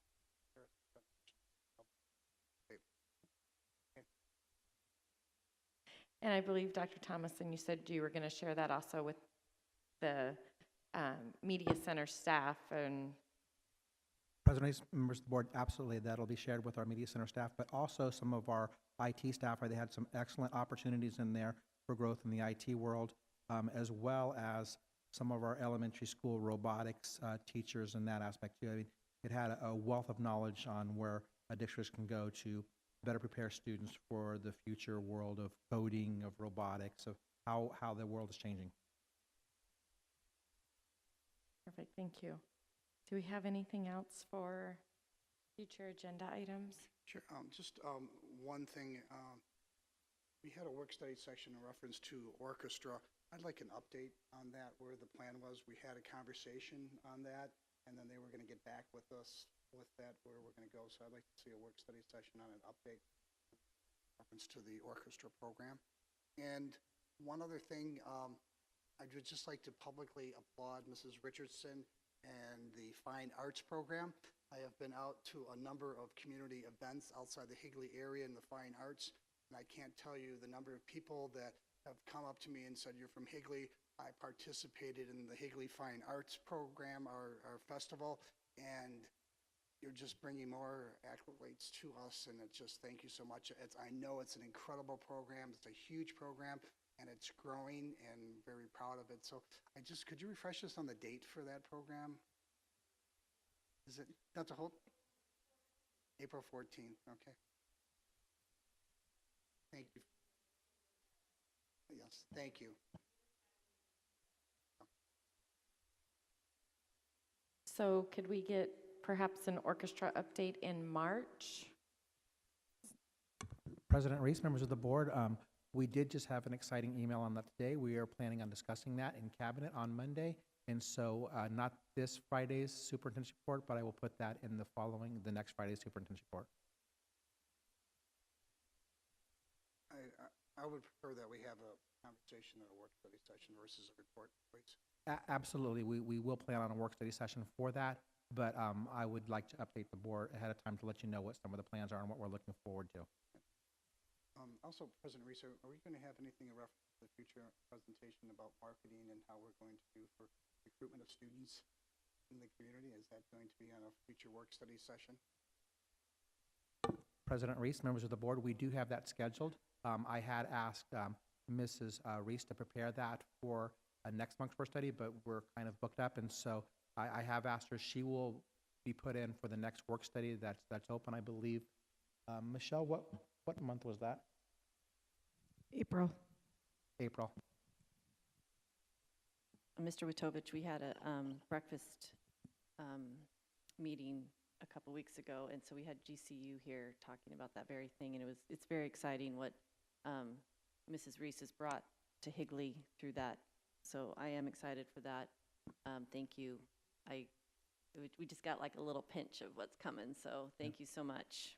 And you're gonna like it, Mr. Witovich, I promise. And Mr. Witovich, if you would like to come in and have a meeting with Mrs. Reese and myself, we can go over what we went over at our business partners morning breakfast. Yes. So it's happening, although we won't get that information brought to us in April. And then hopefully we can have some, not just what we're doing, but how's it working? What are we reaching more people and stuff? So, perfect. President Reese, after our last work study session with the counselors, I'm very interested in finding out what it would take to hire 2 full-time social workers for our high schools. That was the biggest thing that I felt the takeaway with our counselors was. And I know that also our middle school counselors are dealing with 900 to 1,000 students, I think was the number for one counselor. So I just want to have, I know that finding the money in the budget for those positions is going to not be an easy task, but I would just like to see it and see what that would look like. And I know we're getting backlogged on when we have work study sessions on that, but I could tell that that was a huge need in our high school. So I would like to really see what that looks like. President Reese, members of the board, I can tell you without looking at specific transcripts, but also knowing that a guidance counselor has to have a master's degree, the cost of a guidance counselor for the middle or high school areas would be between approximately $50,000 and $55,000 per position per year. I wasn't at the last work study in reference to the guidance counselor presentation. Is some of the discussion that you had, are they going to come back to us with some of their ideas? Be it, do they need to spend all that time monitoring, testing, some of those are things that we can tweak a little bit to make their loads a little bit lighter in reference to seeing more students? I mean, where are we at after you had that work study session? Mr. Witovich, they did come with a list, and I'm not sure if the slide presentation is still available for you to look at, but so I think it was Mr. Thornock that said at the very end, what is it that you need the most? And it was a full-time social worker. President Reese, members of the board, thing. our district attorney has reminded me that this is not the appropriate time for that discussion, but we would love to put this on agenda and bring it back another time so we can openly discuss it, maybe at a work study also. But it was such good conversation. I know. Thank you. I'm just going back and forth. I'm just like, So, well, and do we have a staffing update? I'm hoping we have a staffing update come up April. I mean, we've got contracts we've got to approve. So I think in regards to your question, and I know Mr. Holland was there, when we talk about staffing, when that comes before us, then I think that would be a good opportunity to talk about what Mrs. Kaler's talking about. So we should be having that come up fairly soon. President Reese, item 6.3 that was on our agenda is the approve request for release from contract and waive liquidated damages fees. Is it, so I know that the policy is that if a fee is going to be waived, it has to come to us. But what I don't know and really don't have any sense of is how many people have actually paid. So is that something that either maybe Ms. Martins can give us quarterly or by semester, or is it so infrequent that you could just include it in your superintendent's report? I can definitely include that in the superintendent's report. A lot of the items and information we have to be very careful with, and I'm always happy to meet with board members individually and discuss these cases on a case-by-case basis. But I can also definitely include that in the superintendent's report when we have collected the fees associated with the contract breaking. Since the start of this year, it's less than the fingers on my hand, both hands, right? Yeah. At this, I would defer to Mrs. Martins, but I think we've had two or three.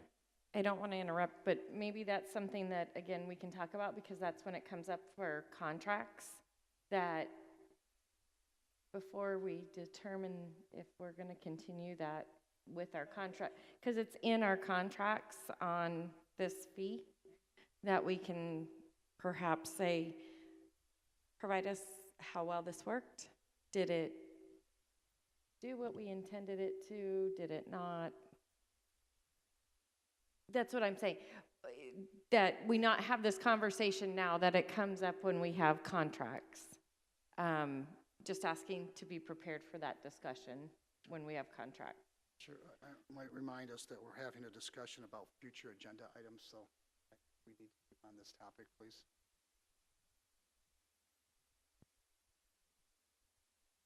Is that good with you?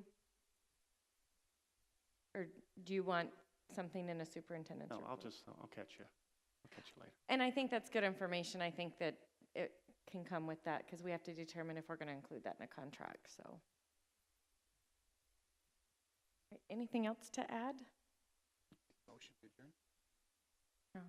Mr. Ratovich made the motion for adjourn. Second. All those in favor? Aye. Aye. Aye. Aye.